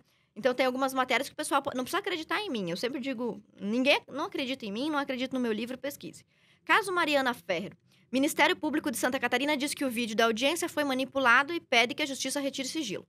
Então, o pessoal viu um pedaço da audiência, onde você tem, por exemplo, a impressão de que o doutor Gastão, que é o advogado, ele está dizendo assim, as tuas fotos em posição ginecológica mostram que você merecia ser estuprada. Foi isso que foi vendido? Parece que ele está dizendo isso. Mas, na verdade, na íntegra da audiência, ela, a própria Mari Ferrer, é quem mostra uma foto de uma moça de biquíni e diz, olha, vocês querem que eu seja igual a essa moça. Igual a essa moça o quê? Qual o problema dela ter postado uma foto com biquíni? A própria Mari insinua que há um problema naquela foto seminua, na concepção geral ali. E então, aí há uma resposta. Né? Então, há uma resposta, não, mas as suas fotos também são em posições ginecológicas. Então, a audiência foi cortada. E a juíza, então, o Ministério Público mandou, tem que ter conhecimento sobre o vídeo completo da audiência, que tem mais de 3 horas para você emitir uma opinião. E ficou parecendo que juiz e promotor, Ministério Público, ninguém fazia nada, a menina estava sendo vilipendiada, tripudiada. Enquanto que a promotoria falava, olha, nós queremos te ajudar, para que a gente possa te ajudar, você tem que dar respostas melhores. Suas respostas estão indo contra a sua própria tese. Você está respondendo mal. Olha, nós queremos te ajudar. Se esforce para dar uma resposta melhor. Próxima, matéria que o pessoal pode pesquisar aí. Juíza manda Intercept corrigir texto que cita estupro culposo. Por entender que o site da Intercept Brasil estaria informando de forma distorcida, inverídica, parcial e sem precisa e prévia apuração os fatos relacionados a André Aranha, a juíza Shirley, e a acusada, no caso, era a Shirley. Quem foi a juíza que atestou isso? Deixa eu descobrir o nome dela aqui, ó. A juíza Cleni Serli Hauen Vieira, uma juíza mulher. Teve que intervir porque o Intercept estava manipulando as coisas. E não foi a única mulher envolvida no caso, é promotora, enfim. A Mari Ferrer daí acusou todos os peritos, a mãe dela acusou o perito do IGP, a polícia, o delegado, o juiz, o promotor, o advogado, o dono do Beach Club, as meninas e as amigas dela. todo mundo no universo ela acusou de conspirar contra ela no suposto esquema de tráfico de virgens. Isso pode acontecer? Sim, é verossímil. Pode acontecer. Quem nunca assistiu aquele filme A Busca Implacável? Uhum. O filme, muito legal, um Sensacional. dos filmes mais legais que eu já assisti, inclusive, pessoal, se não assistiu, vejam. É possível que exista, e existem, com certeza, principalmente... Muito, existe, com Poxa, certeza. Existe. Eu, particularmente, não me posiciono, e eu não tenho problema nenhum em falar aqui também, nesses casos de mulher e homem na balada. Por quê? Existem mulheres, da mesma forma que existem homens que, de repente, colocam lá, dorme Cinderela e acontece as coisas com a mulher, enfim, que acontece, a É gente sabe. complicado. Sim, Acontece. e é grave. E é grave, mas também acontece o contrário. Existe caso de mulheres também que vão lá, colocam isso na droga no copo do menino pra também acusar ele de alguma coisa. Então, esses casos, eu acho que eles têm que ser estudados com muita cautela. Eles têm que ter, assim, provas realmente que sejam claras, porque foi o que o André falou. Isso destruiu a vida desse empresário, né, que eu não o Um conheço. recente é o Nego do Não Porão. estou, hein? estou falando que eu esteja a favor ou contra, eu não li, não vi o Supondo vídeo. que ele seja né? inocente, Supondo que ele seja inocente. como a justiça diz. Eu não li, eu não vi o vídeo, eu não tenho como falar. E o mesmo caso também do Neymar, por exemplo. Né? E que ainda... O Neymar é uma celebridade. Sorte que ele conseguiu provar que ele não fez nada. Só pra gente concluir essa questão, inclusive eu coloquei no meu livro, como você bem disse, André, é muito grave, a vida das pessoas pode ser destruída.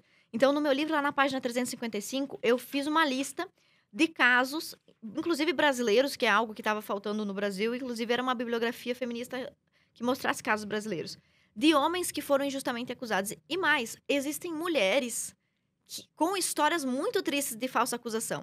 Né? Pesquisando na internet sobre isso, eu vi uma avó que foi acusada pela mãe da criança de ter abusado do filho e só pôde voltar a ter relação com o próprio neto, encontrar o próprio neto 5 anos depois. Então, foi uma mulher prejudicada por uma mãe. A gente tem também o caso... Você lembra do caso da monstro da mamadeira? Esse eu não lembro. Que colocou... Uma mulher que supostamente teria matado a filha porque colocou cocaína na mamadeira da criança. Nossa. Parece que esta mulher foi inocentada. Eu tenho um livro dela que eu comprei essa semana, ainda não... que eu ganhei essa semana, ainda não consegui ler, mas se chama Tristeza em Pó. E segundo o relato e os autos do processo, o monstro da mamadeira, essa mulher, ela teria sido inocente, foi acusada injustamente. E o livro dela conta essa versão também. Veja que coisa grave você acusar uma mãe, a mãe perdeu o filho e ainda ser acusada injustamente de tê-lo perdido. Então, a falsa acusação, ela acontece tanto com homens quanto com mulheres. Só que o movimento feminista, ele é extremamente míope. Porque toda vez que uma mulher é acusadora, ela está certa. Toda vez que uma mulher é vítima, ela está certa. Então, se pressupõe que a mulher está falando a verdade. Outro caso que mostra isso, claramente essa injustiça, eu já mencionado o caso da Carol Conká, que eu fiquei sabendo porque eu assisto o canal do Rodrigo. A Carol Conká teria oprimido, pelo que a gente viu ali, causado um terror psicológico lá no namoradinho dela, lá do Big Brother, que eu não me lembro o nome. Lucas, né? Lucas Penteado. É? O menino que saiu, ele pediu até pra sair, Lucas, né? Eu acho que é. Não, o Lucas eu acho que é o rapaz que... Não é negro esse? Isso, é. Não, mas é o outro, que ela outro. namorava com alguém lá, sei lá. Ela teve um relacionamentozinho lá de 2 fera, dias. tá. Isso, e aí ela tocou o terror nesse rapaz, psicológico, que tá tudo gravado. Aparentemente tocou um terror psicológico no guri lá, o Rodrigo avaliou. Ela não foi advertida pelo programa nem nada. Depois vocês comparem esse episódio, onde tá clara a violência, inclusive a mãe dele se pronunciou, se eu me lembro bem, olha, coitada do meu filho, algo assim. E comparem esse com o caso do Borel na Fazenda. A própria mulher dizia, não tem... inclusive o pessoal fazendo as perguntas pra ela, meio que induzindo pra ver se havia algo... Queriam forçar ela a falar que realmente ele estuprou, né? E ela bem E ela falou que relaxadona não. lá no sofá, não tem nada. Então veja, olha a diferença. E o movimento feminista, eu separei até algumas frases aqui de mulheres feministas a esse respeito, tá? Catherine Cummins, hoje... Ela é vice-reitora universitária, então uma mulher importante, posição de poder, ela é instruída, não é uma qualquer, tá? Homens que são injustamente acusados de estupro podem algumas vezes aprender com a experiência. Sofrem muita dor, mas não é uma dor da qual eu necessariamente os pouparia. Ou seja, para que o movimento venda uma bandeira ou por algum motivo, para a Catherine Cummins vale a pena. Um Nego do Borel, o Neymar ou qualquer outra pessoa ser acusada falsamente. Catherine McKinnon. Em uma sociedade patriarcal, todo o intercurso sexual é estupro, porque as mulheres, como um grupo coletivo, não são fortes o suficiente para dar um consentimento significativo. Ou seja, toda mulher dentro do casamento, do namoro, é estuprada. Tem mais uma frase da Enger que diz assim: se qualquer mulher for processada por uma falsa acusação, então as vítimas de ataques reais terão menos possibilidades de denunciá-las. Ou seja, ela é contra a punibilidade das falsas acusadoras. Alguns casos que a gente teve no Brasil que estão registrados aqui na página 360 do meu livro. Uma universitária brasileira chamada Sandy, que estudava na USP, comunicou falsamente um crime de estupro. Ela ligou para a polícia e acusou um policial militar de tê-la agredido. Quando os exames foram realizados, olha a importância da materialidade da prova. Se somente a palavra da vítima serve, aquela mulher que está ressentida, enciumada ou foi traída, vai acusar o marido de agressão, de violência, vai acusar o marido de ter abusado das próprias filhas. E além disso ser uma extrema injustiça contra aquele cara, isso aparelha o sistema judiciário, enche ele de pautas e casos.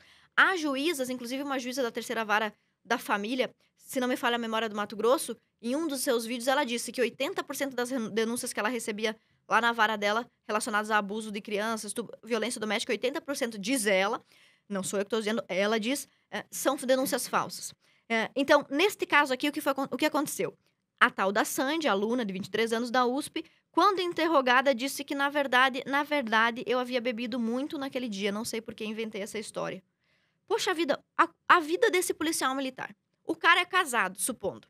Primeira pessoa que vai ficar contra ele é a mulher dele. Isso se isso já não culminou num divórcio no mês seguinte.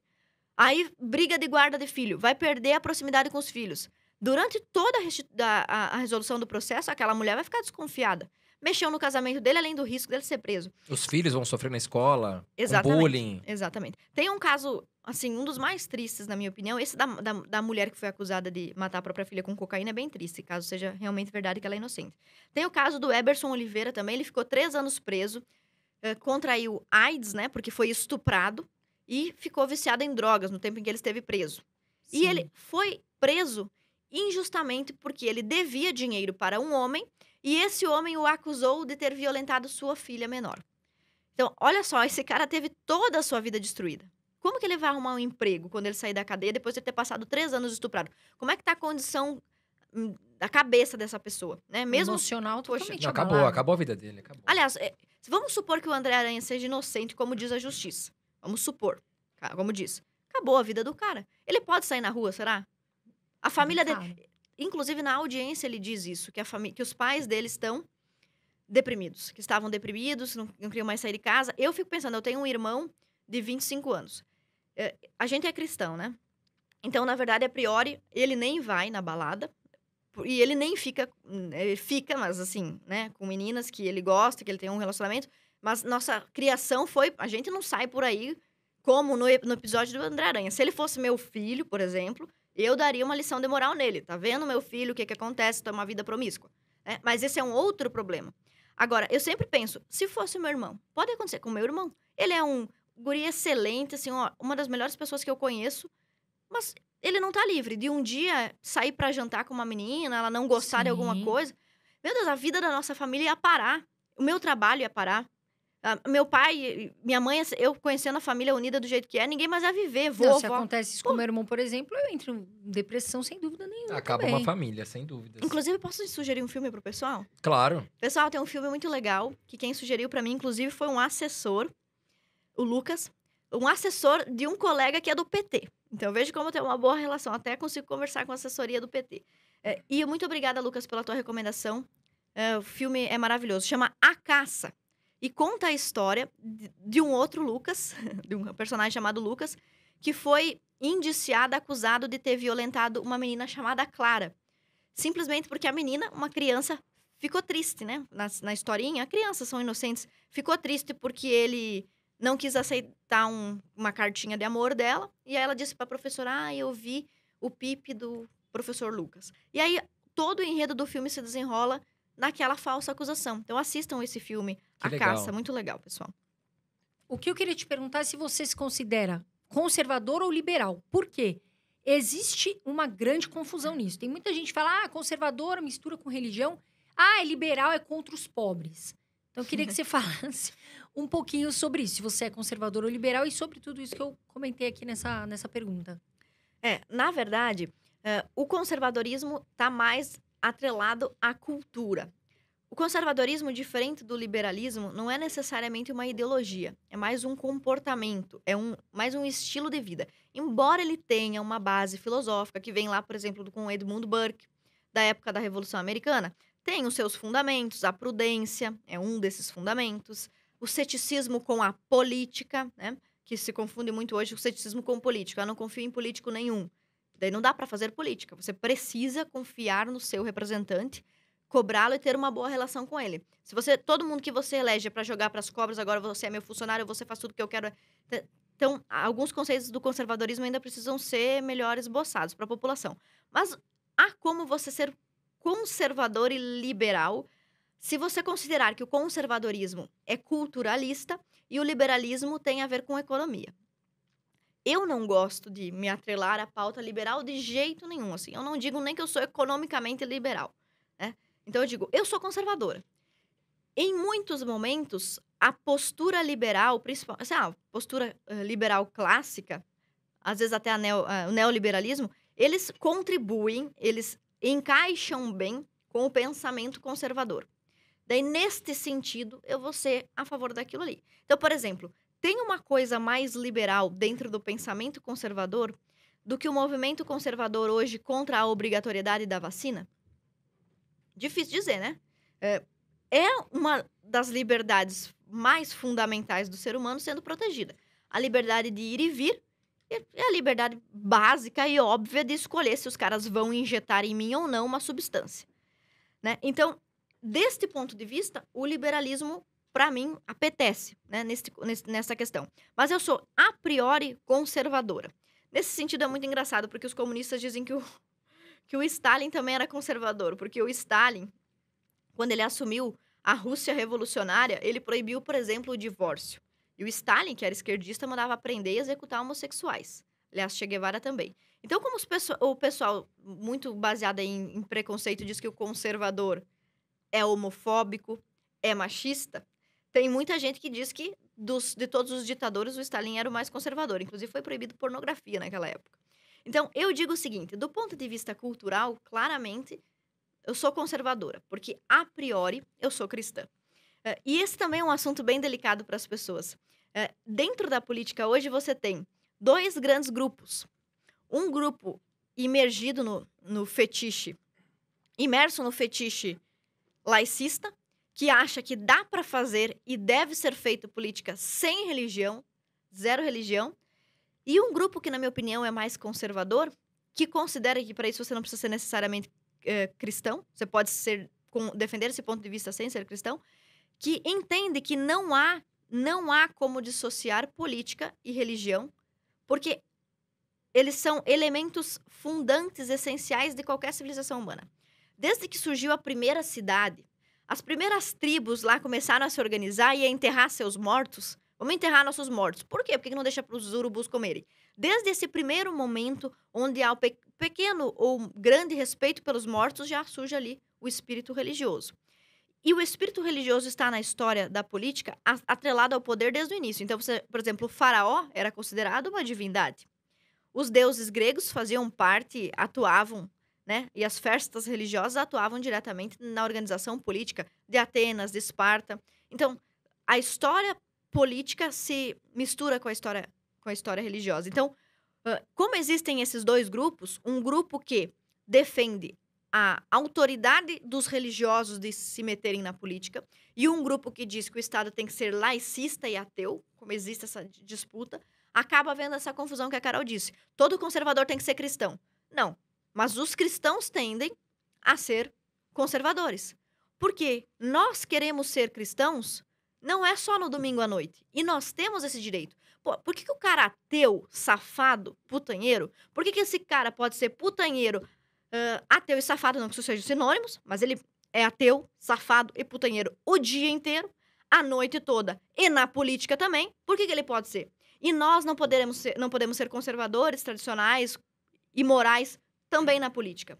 Por que a política abortista do movimento feminista, que é uma política essencialmente materialista, que está ignorando até a alma do feto, por que eles podem ser ateus na política ao proporem o aborto, que, por exemplo, eu não tenho nenhuma afinidade com a doutrina espírita, eles também são contrários. Todas as grandes religiões cristãs, vertentes cristãs, são contrárias. A população também é contrária. A maior parte das parlamentares mulheres são contrárias, pesquisas recentes.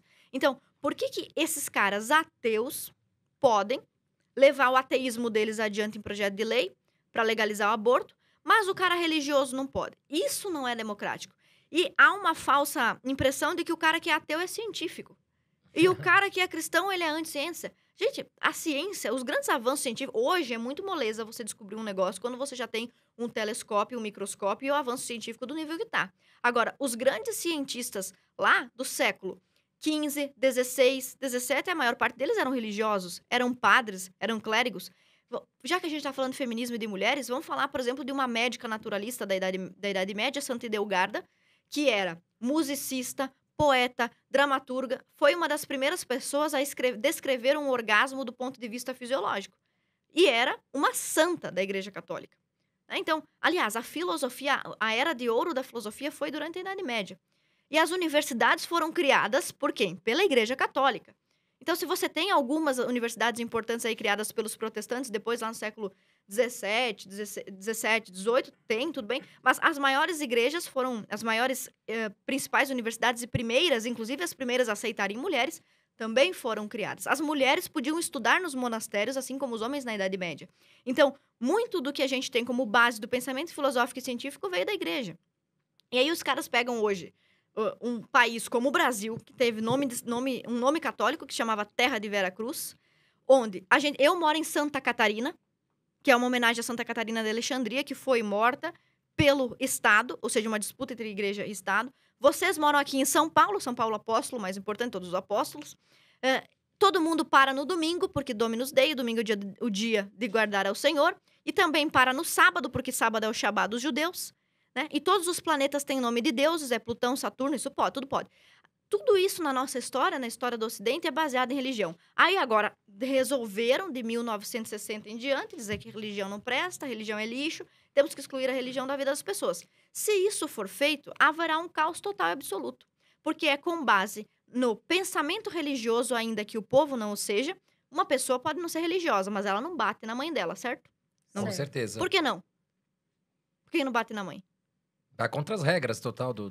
Contra a lei ou contra as regras de Deus? Contra as regras de Deus, né? Também contra as regras de Deus, porque em determinados lugares do mundo, não vamos falar para não cair o canal, em determinados povos, em determinadas religiões, pode bater na mãe, eventualmente. Certo? Depende da sua religiosidade, por exemplo, né? Inclusive, em religiões antigas, você podia executar. Lá nos países, sei lá, do Oriente Médio, é comum você ver a mulher ser punida apanhando em praça pública, enfim. Ana, eu queria te perguntar o seguinte também, a gente até tocou aqui no assunto de estupro e tal, e o movimento feminista, não digo 100%, mas grande parte, ela é a favor do aborto, dizendo que a mulher é dona do próprio corpo e ela pode fazer o que quiser, né? Qual a sua opinião sobre isso? Olha, eu quero recomendar para o pessoal um livro de uma feminista. Uma das coisas que eu mais faço na minha vida é ler as feministas. E acho que isso vale de dica para conservadores ou para não conservadores. Porque tem feministas que são muito inteligentes e podem contribuir com coisas muito interessantes, como, por exemplo, a Christina Hoff Sommers, a Camille Paglia. Então, eu não jogo tudo que é dito. Até Santo Agostinho, se não me falha a memória, é Santo Agostinho que diz o seguinte: nenhuma mentira é 100% mentirosa, né? Então, todo discurso que vem para te convencer de uma mentira tem que ter uma boa parcela de verdade, seja 50%, 60%, 70% de verdade. Inclusive, o movimento feminista não existiria se não existisse uma certa identificação com a verdade em alguns pontos, né? Quando o movimento feminista diz a mulher sempre foi oprimida. Em algum lugar do coração das mulheres, elas já se sentiram oprimidas. Então, você tem que manipular e usar verdades. E eu encontro verdades em muitos livros feministas. E respondendo a sua pergunta sobre o aborto, a Camille Paglia, que é, se não me falha a memória, transgênero, ela é uma feminista, é PhD, formada em literatura, seja lá o que for. E ela é maravilhosa, ela tem mais de 70 anos, tem várias entrevistas dela, ela escreveu esse livro aqui, Personas Sexuais, que infelizmente não está sendo mais reeditado, não sei se é culpa do movimento feminista. Mas ela diz o seguinte: a tua pergunta foi, a mulher é dona do seu corpo? Essa é a maior mentira do mundo. Nem você é dono do seu, e nem você é do seu. O dia que a gente, Deus nos proteja, mas tivermos um câncer nos ossos, no pâncreas, câncer de pâncreas mata em 3 meses. Eu fiz faculdade de de enfermagem também, eu lembro que quando a professora explicou sobre o câncer de pâncreas, eu nunca mais esqueci na minha vida. E toda vez que eu faço uma oração para Deus pela saúde, eu digo, não me dê um câncer no pâncreas. Porque, assim, que domínio você tem da sua vida? Né? Do seu corpo e da sua vida? Vocês já tiveram uma pedra no rim? Não. Não, Vocês graças não a Deus. sabem. Falam então, que é uma um dor, que é a maior parto. dor do mundo. É né? equivalente ao parto. Eu que tive as contrações, eu dizia pro meu marido, é uma pedra no rim por minuto a contração. Então, assim, você não tem domínio do seu corpo quando ele está doente. Mas você também não tem quando ele está saudável. Por exemplo, a mulher não tem domínio sobre o seu corpo quando se trata da menstruação. A menstruação vem. As dores menstruais vêm. E o filho, o bebê, por mais que a mulher fosse diferente do que ela é e tivesse domínio do seu corpo, como nega Camille Palha, no momento em que você engravida, você tem agora 2 corpos. Um dentro do outro. Então, o corpo do bebê não é o seu, a menos que você me diga que você tem 4 pernas, 4 braços, 4 olhos. Como diz, lembra um jogador de futebol que disse, nem que eu tivesse 2 pulmões, eu pegava essa bola? Então, só se você tem o dobro dos seus órgãos, né? Então, o que é impossível. Então, assim, essa necessidade que o ser humano tem, principalmente no Ocidente, a Camille Palha fala muito sobre isso. No Ocidente, o homem e a mulher vivem uma cultura apolínea, que de fato é uma cultura patriarcal, a cultura filosófica, científica, ontológica dos homens.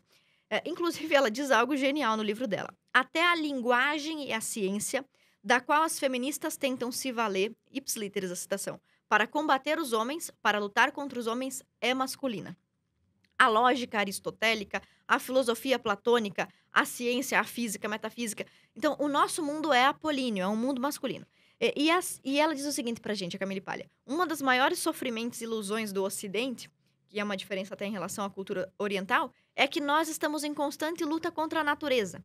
Pode ver, o maior pavor do homem é a natureza. Quando a gente diz, a natureza é bonita, a gente está falando da árvore e do passarinho, né? Se você cavar, já é barro e minhoca. Né? Então, ninguém quer entrar num vulcão, em tempestade em alto mar. Então, a natureza é uma força que concorre contra o homem. A Camille Palha, ela é ateia e trans e acho que até abortista. Então, ela não serve como referência para ninguém que é cristão, mas ela é feminista e todo mundo que quer estudar sobre feminismo tem que ler sobre feminismo. E apesar de tudo isso que ela diz uma coisa muito clara: a mulher não tem domínio sobre o seu corpo. Quando você engravida, você percebe, o seu corpo muda totalmente. Eu, inclusive, quero dizer algo para as mulheres. Eu engravidei. Todo mundo diz assim, Ana, você tá mais bonita depois que você teve a Catarina. Minha filha tem 1 ano.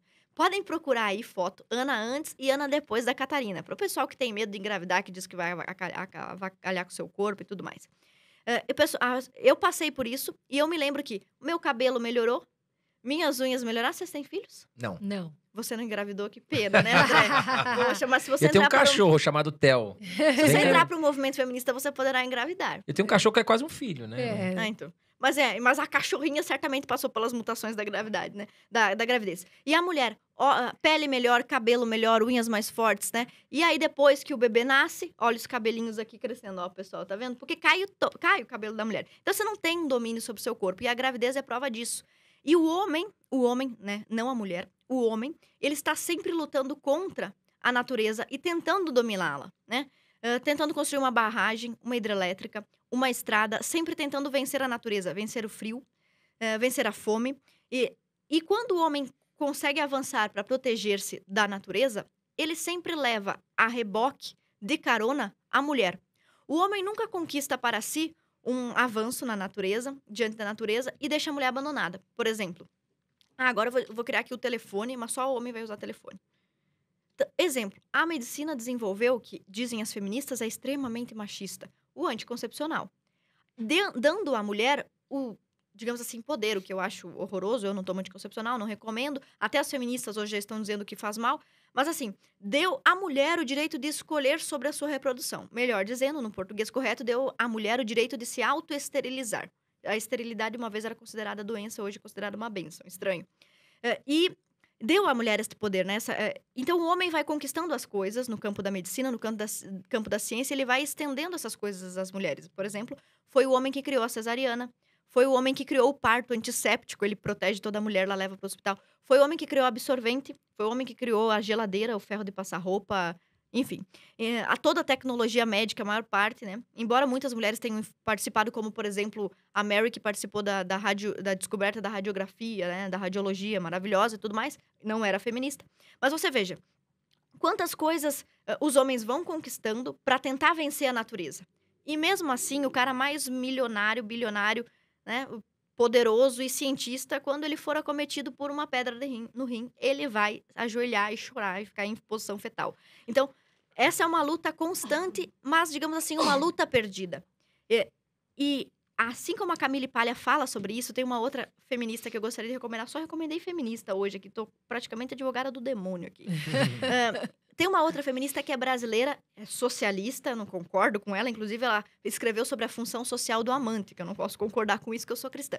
Mas a Genita Meno, ela é funcionária pública, analista do Tribunal de Justiça, feminista, socialista e mãe de 5 filhos. Então, se tem uma feminista, o pessoal diz, você tem inveja das feministas. Supondo que fosse verdade, eu teria inveja da Genita Meno, que tem 5 filhos, e um dia espero chegar lá. A Genita teve 5 filhos e escreveu um livro que se chama Crítica à Tolice Feminina. Um livro feminista que eu acho legal as mulheres lerem, principalmente o começo desse livro.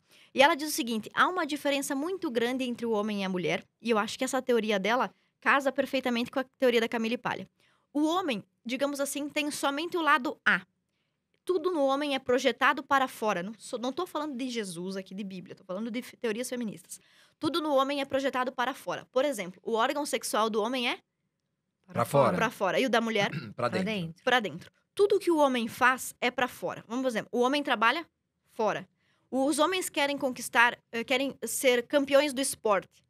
Por quê? Me diga, o que uma pessoa ganha sendo campeã num esporte olímpico? Somente uma projeção que tá pra fora do corpo dele. Dentro do corpo ele não ganha nada, né? Ele Fama. Ganha fama, dinheiro. Os homens, os pais de família, eles trabalham, saem de casa saem às 8 da manhã, chegam às 8 da noite, para ter dinheiro, trabalham fora para trazer para a mulher que está dentro. Então, tudo no homem é projetado para fora. A Camille Paglia diz o seguinte, não existe nenhum Mozart mulher, mas também não existe nenhum Jack Stripador mulher. Porque as mulheres, segundo ela, que é feminista, né, pessoal? Não vão dizer que eu sou machista. As mulheres estão no meio. Não são nem tão idiotas quanto certos homens e nem tão geniais quanto certos outros.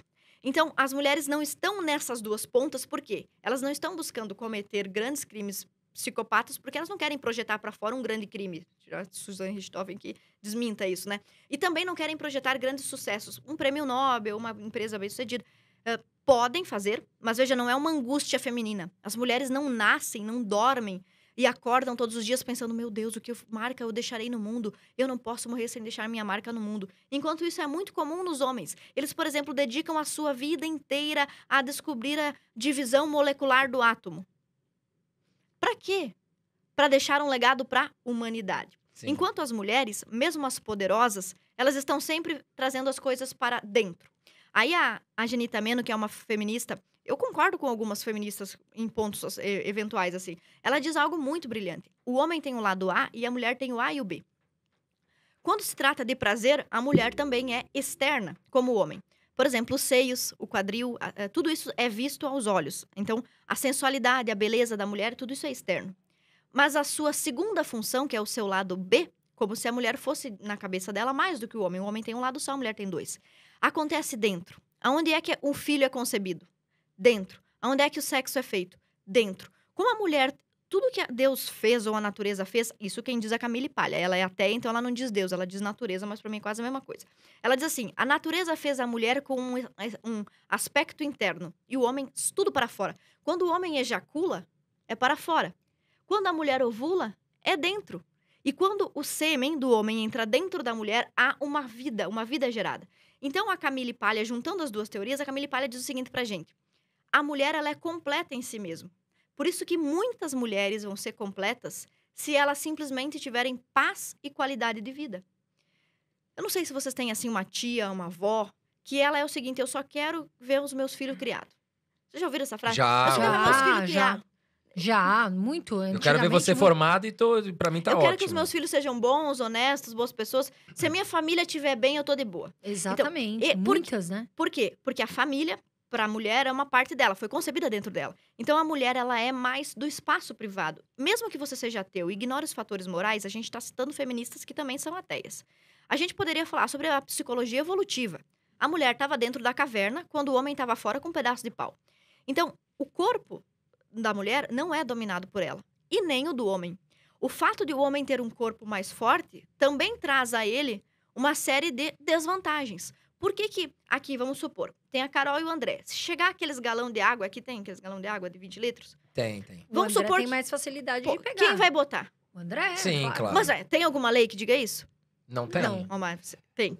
No Brasil, por exemplo, só a título de exemplo, a CLT diz que as mulheres estão proibidas de carregar no trabalho qualquer peso que tenha mais do que 20 quilos. Ou seja, a CLT está protegendo as mulheres, é um privilégio trabalhista. Enquanto isso, os homens, ou seja, são obrigados a carregar, né, tudo que tem esse peso.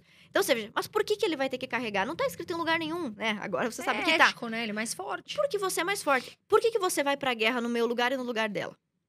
Porque o homem é mais forte. Por culpa né? do seu corpo. Sim. Então, o seu corpo masculino, É a embora lei ele... da natureza, né? Não dá pra ir Exato. contra. Embora ele tenha certas vantagens, por exemplo, uma capacidade aeróbica melhor. Quer dizer que os testes fisiológicos feitos com homens e mulheres mostram que os homens dão mais conta de aeróbico. Eles vão correr mais por mais tempo sem se esgotar. Tem uma capacidade fisiológica maior, pulmonar maior, respiratória maior. Além de ter maior força física. Isso é uma vantagem no seu corpo, porém é uma desvantagem social para você. Você vai ter que carregar peso, vai ter que carregar mala. Tudo que necessário for para a força física vai ser função sua. Graças a Deus. Obrigada. Pois viu? é. A feminista, será que ela também é a favor da mulher abrir a porta do carro pro homem? Sabe que eu tenho um amigo juiz que disse que uma vez saiu com uma feminista e ela se ofendeu porque ele abriu a porta? Sério? Ah, eu gosto. Não tem nada a ver. Não, gente, isso é eu uma por mim, coisa- os homens podiam fazer tudo por mim. Massagem no pé. Eu sempre brinco com meu marido. Ele é o melhor marido do mundo, é maravilhoso. Ele disse que mulher não lava louça. Olha que gênio que foi esse meu casamento. Foi tirado de letra. Ele disse que mulher não lava louça porque lavar louça é sujo e perigoso. Deus abençoe. Mas assim, Seu marido é uma... Nossa, é um achado. amor, né? Eu- Um achado. eu brinco né? com ele se fosse pra ter uns 15 iguais a esse. Mas assim, olha como o teu corpo de homem também te traz certas desvantagens. Em contrapartida, as mulheres, por exemplo, ouvem 8 decibéis a mais que os homens. Tem uma sensibilidade maior. E também enxergam melhor. A gente brinca, né? O homem só conhece verde, amarelo, azul e verde. A mulher conhece rosé, rosa, chá, bordeaux, né? Por quê? Realmente, as mulheres têm uma acuidade visual superior. Isso se verifica em pesquisas cerebrais desde da infância, mais terra infância. Então, há diferenças. E nem o homem nem a mulher dominam o seu corpo. Então, quando a feminista diz, meu corpo, minhas regras, primeira pergunta que eu faço é, isso não se aplica à vacina? Também? Sim, também. Por que não, né? E em segundo lugar, isso não é verdade, porque o corpo do feto não é o seu. E mesmo o seu corpo, você não tem domínio nenhum sobre ele. Senão ninguém envelheceria. Nosso corpo envelhece, nosso corpo adoece. Então, Não dá pra lutar contra a pois é. natureza, né? A gente não agora- é dono do corpo, né? Agora, algo que eu penso também é sobre as crianças, né? A ideologia fala o seguinte: a criança tem que ter a opinião própria. Tem que sentir e ter a opinião própria. Agora, não é meio esquisito também a lei falar o seguinte: olha, o adolescente não pode se responsabilizar pelos crimes que ele faz. Qual que é a sua opinião sobre isso, Ana? na verdade, acho que você tá até mencionando o fato de eles inserirem a ideologia de gênero nesse assunto, né? Exatamente. Porque tem muito a ver o papel da mulher, o papel do homem no casamento, que o feminismo contesta diretamente, não é mais mentira, não é mais escondido isso. Por exemplo, Monique Wittig escreveu um livro chamado O Corpo Lésbico. Já existe um grande movimento dentro do movimento feminista que defende que a mulher ideal é a mulher lésbica. Então, a gente também tem a Judith Butler, que defende que não existe nem homem nem mulher, que tudo é uma questão de performance. Então, já a ideologia de gênero, que já é uma alternativa para os adultos, agora ela está sendo apresentada também como uma aplicação para as crianças. Eu até diria, assim, para ser extremamente democrática, que eu não sou contra você explicar para crianças e adolescentes que existe uma teoria, que é marginal na ciência, mas existe, que fala sobre os psicossexo e deu a esse psicossexo um nome de gênero e existe... O que eu sou contra é a aplicação desta teoria. E você falou muito bem. A mesma esquerda que diz que o menor infrator não pode responder pelos seus atos, também apresenta projetos como um que, se não me falha a memória, foi apresentado pela Érica Cocai, um projeto de lei que diz que crianças menores de idade poderiam solicitar ao serviço público mudança de sexo à revelia da autorização dos seus pais. Então, isso que você pontuou é excelente essa comparação. Ou eu posso me mutilar, posso cortar o meu bilau, meu mini bilau de bebê de criança fora, mas eu não posso responder por um crime, como é o caso do Champinha. Aquele vídeo que deixou o Bolsonaro famoso, onde ele chama a Maria do Rosário de vagabunda, não sei se vocês lembram desse vídeo, que inclusive... Sim, sim. Nesse vídeo, eles estão discutindo após deliberarem sobre o Champinha. O Champinha foi um menor de idade que estuprou uma moça por 5 dias, matou o namorado dela, estuprou ela na frente do namorado, depois matou ele na frente dela e depois a matou com uma faca de serrinha cortando o pescoço dela. Este cara, defendido pela esquerda, que ele não deveria responder pelos seus crimes por ser menor de idade. É a mesma esquerda que apresenta este projeto de lei.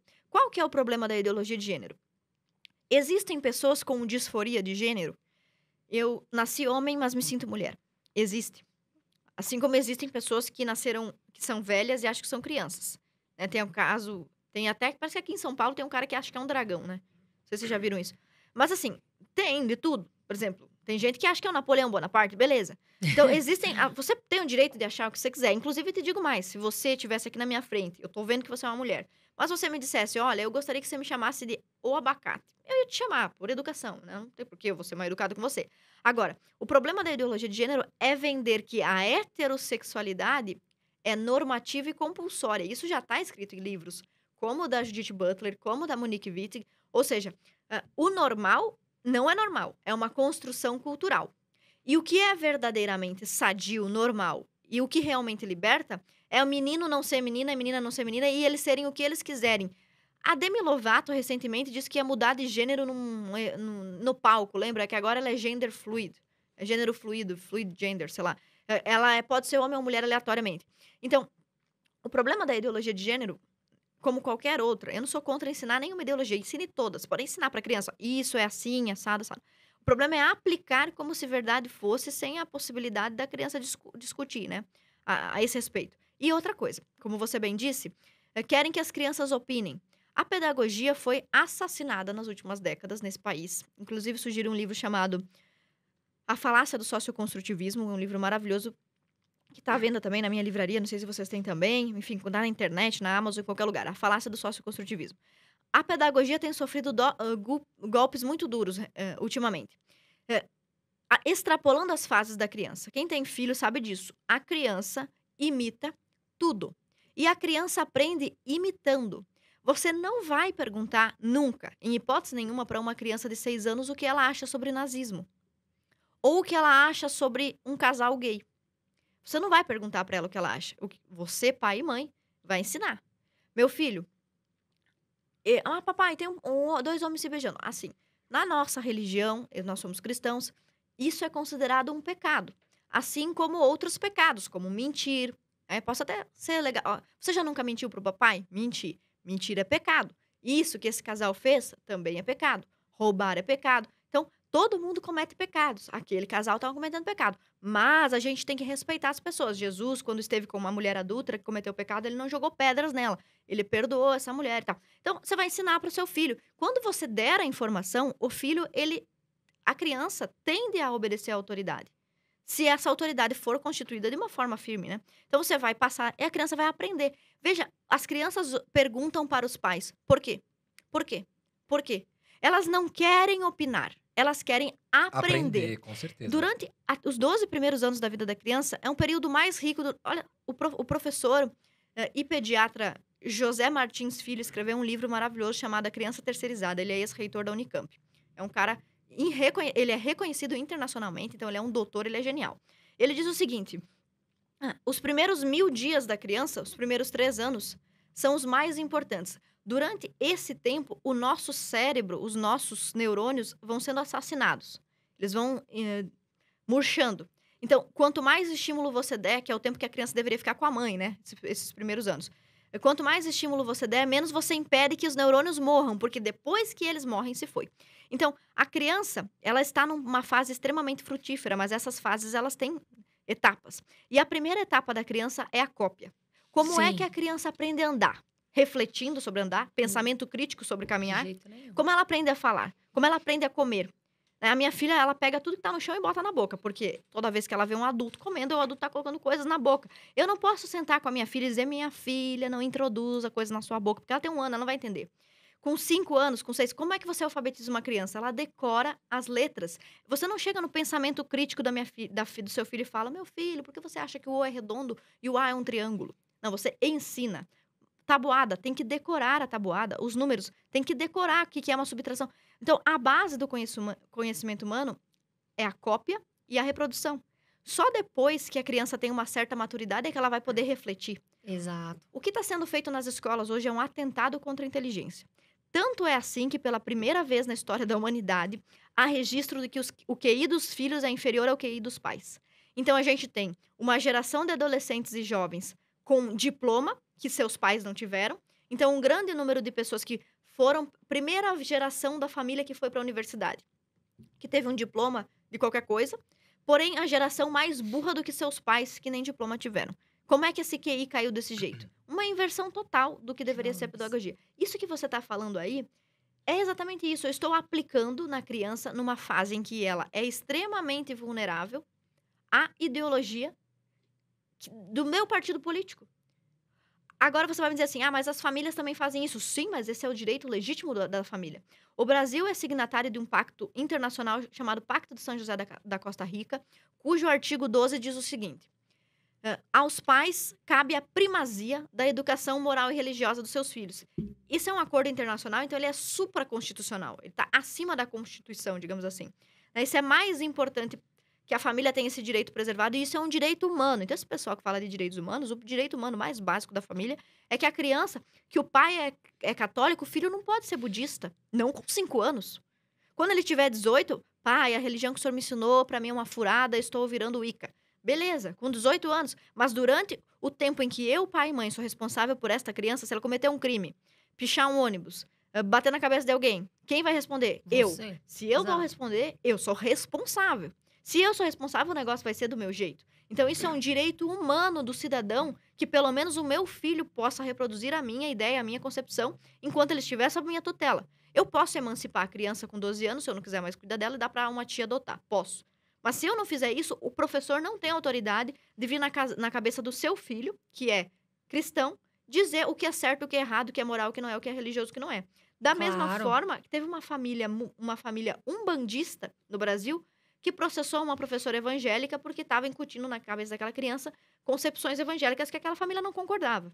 E veja, ok, Direitos humanos, né? é o Também direito dela. humano. Então, é claro que a ideologia de gênero, eles não gostam dessa expressão, e para mim, irrelevante, podemos até trocar. A teoria de gênero consiste basicamente nisso, em dizer para a criança que o sexo biológico dela, menino e menina, sexo biológico dela, pênis e vulva, pênis e vagina, não necessariamente precisam influenciar na sua escolha psicossocial, na sua performance. A Judith Butler fala sobre performance. Ou seja, você vai ser aquilo que você performatizar, essa expressão que ela usa. Se você é um homem, nasceu homem, porém você se comporta como uma mulher, você virou uma mulher. Isso, podemos discutir isso do ponto de vista acadêmico. Sim. Só do ponto de vista acadêmico podemos discutir. Agora, dizer para uma criança que o órgão genital que ela está vendo é menos real do que as coisas que ela ouve na cabeça dela, isso é gravíssimo. Isso eu ouvi uma vozinha que manda me jogar do 5º andar. Não pode, porque materialmente falando, a lei da gravidade mostra que aquela matéria com aquele peso, mais a lei da gravidade, velocidade média, eu vou morrer quando eu cair lá embaixo.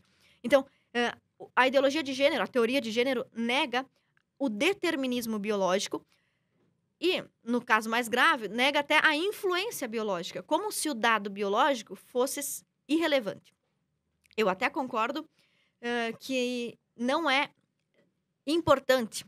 Eu até concordo que, por exemplo, não é totalmente determinante. Por exemplo, se você nasceu sem uma perna, não quer dizer que você não pode ser um corredor paralímpico. Você pode vencer algumas limitações, né? Agora, neste caso, você nasceu negro, você pode ser um trans branco? Algumas coisas não podem ser modificadas. Michael Jackson até tentou, né? Pois Mas não deu muito certo. Eu posso tratar o André. O André chegou pra mim agora, eu quero ser Andréia. Eu posso, se você me disser assim, Ana, eu gostaria que você fizesse a gentileza de, a partir de hoje, me chamar de Andréia. eu vou pensar, algo não está certo. Mas, como você é meu amigo, eu vou te chamar de Andréia. Porque eu quero teu bem, né? Até talvez, se eu quisesse tanto assim o teu bem, eu ia tentar conversar contigo, cara, o que tá acontecendo. Agora, o que a teoria de gênero vem dizer pra gente é que este comportamento de fluidez de gênero, que era considerado uma anomalia nos tempos, por exemplo, do Dr. John Money, que pesquisava isso, na década de 40, 50, que isto é absolutamente normal e desejável. E isso é grave, porque as mesmas pessoas que falam isso também nos dizem nas suas pesquisas, que crianças que sofreram de disforia de gênero, que mudaram de sexo, o que é impossível, porque você pode mutilar seu órgão, mas, né, você continua tendo no seu sangue XX ou XY, que mudaram de sexo, ou mesmo crianças com problemas de sexualidade e identidade, que todas essas crianças ou adolescentes têm maior propensão ao suicídio. Eu sabendo que determinado comportamento induz ou dá mais chances, coloca essa pessoa a ter mais chance de suicídio, é inteligente eu colocar esse comportamento à disposição de mais crianças? Não. Pelo amor de Deus. Né? Então, assim, vamos lutar para que as crianças ou adolescentes que tiverem problemas com a sua percepção de identidade não se matem, não se suicidem, não se mutilem e tenham uma vida melhor. Não vamos pegar as crianças que não têm problemas e tentar induzi-las a ter. Inclusive, as pesquisas também indicam, tem alguns dados desses no meu livro, as pesquisas também indicam que as crianças que tiveram algum problema de disforia de gênero até os 12 anos ou até os 18, ao chegarem na puberdade, normalizam a sua impressão. Ou seja, 90% das crianças que acham que eram menina, que é menino, que têm essa confusão, simplesmente chegam a receber os hormônios da puberdade, testosterona e tudo mais, e normalizam sem a influência de psicólogo, tratamento nenhum. A criança se estabiliza. Isso diminui a minha chance de eu ter mais uma criança transgênero que vai sofrer preconceito, que vai ter problemas, que vai ter um índice de suicídio maior. Então, por que transformar algo que é um episódio esporádico e excepcional na lei para todas as crianças? Eu não consigo entender isso. Legal, que Ana. bate-papo legal, né? Eu fico feliz que a gente tenha opinião também, que cada um possa dar sua opinião, e a gente abre também muito para as outras pessoas darem opiniões. Mas o que eu acho legal, esse livro eu vou ler, porque eu acho importante, né, assim, a gente entender mais. Olha aqui. Tá aqui, já é um best-seller, né, feminismo. Mas saiu um outro agora, esse aqui é o primeiro, é o primeiro livro, Ana. Qual é o outro que saiu, Ana? Fala pra gente. Esse daí que foi lançado em 2019, já vendeu 60 mil cópias. Feminismo, Perversão e Subversão. O novo, que tá à venda há poucos dias, eu, inclusive não tô com ele aqui, porque tá à venda há poucos dias, não chegou lá em casa ainda, se chama Guia de Bolso contra Mentiras Feministas. Esse aí tem 400 páginas e o novo tem 200. E onde encontra, Ana? Tem à venda na minha livraria, livrariacampanholo.com. O pessoal depois pode botar na tela, não sei, né? livrariacampanholo.com.br. Mas também tá à venda na Amazon. Inclusive, esse daí já foi o mais vendido da categoria várias vezes, em dezenas de vezes no site da Amazon. E qual que é sua rede social, suas redes sociais? Você pode falar pra gente? Coloca aqui. A gente tem um perfil no Instagram, que faz muito sucesso lá. Tem vídeo do mandato, vídeo do trabalho, tem foto da minha filha, o pessoal gosta bastante. @AnaCampanholo. Vou deixar aqui também no link da descrição, pessoal. Só clicar aqui embaixo, você vai encontrar as redes da Ana. Isso, tem o YouTube também, com 300 mil seguidores já. É bem chatinho lá, porque é muito discurso político. Sabe aqueles da tribuna, que pede pra falar, pede questão de ordem. Mas tem o conteúdo político lá, pra quem gosta, né? No Instagram tem mais feminismo e no YouTube tem mais política, debate político. É isso aí. Legal, Ana. Muito obrigado pela presença, pela oportunidade. Foi um papo muito interessante. Por mim, eu ficava aqui mais umas 2 horas falando, mas a gente tem a limitação também, né? Então, muito obrigado pela presença, viu, Ana? Eu que agradeço. Foi uma honra estar com vocês. Já virei fã pelo próprio espírito democrático do programa. A gente não precisa nem concordar, mas é muito legal a gente poder falar livremente sem ter pedras jogadas na gente. Muito obrigada, pessoal. Obrigada a você, Ana. Então é isso, pessoal. Comenta aqui embaixo, vem aqui no podcast, coloca a sua opinião. Isso aqui é pra vocês. Quero te agradecer, Ana, que você tenha muito sucesso, que Jesus continue abençoando toda a sua vida.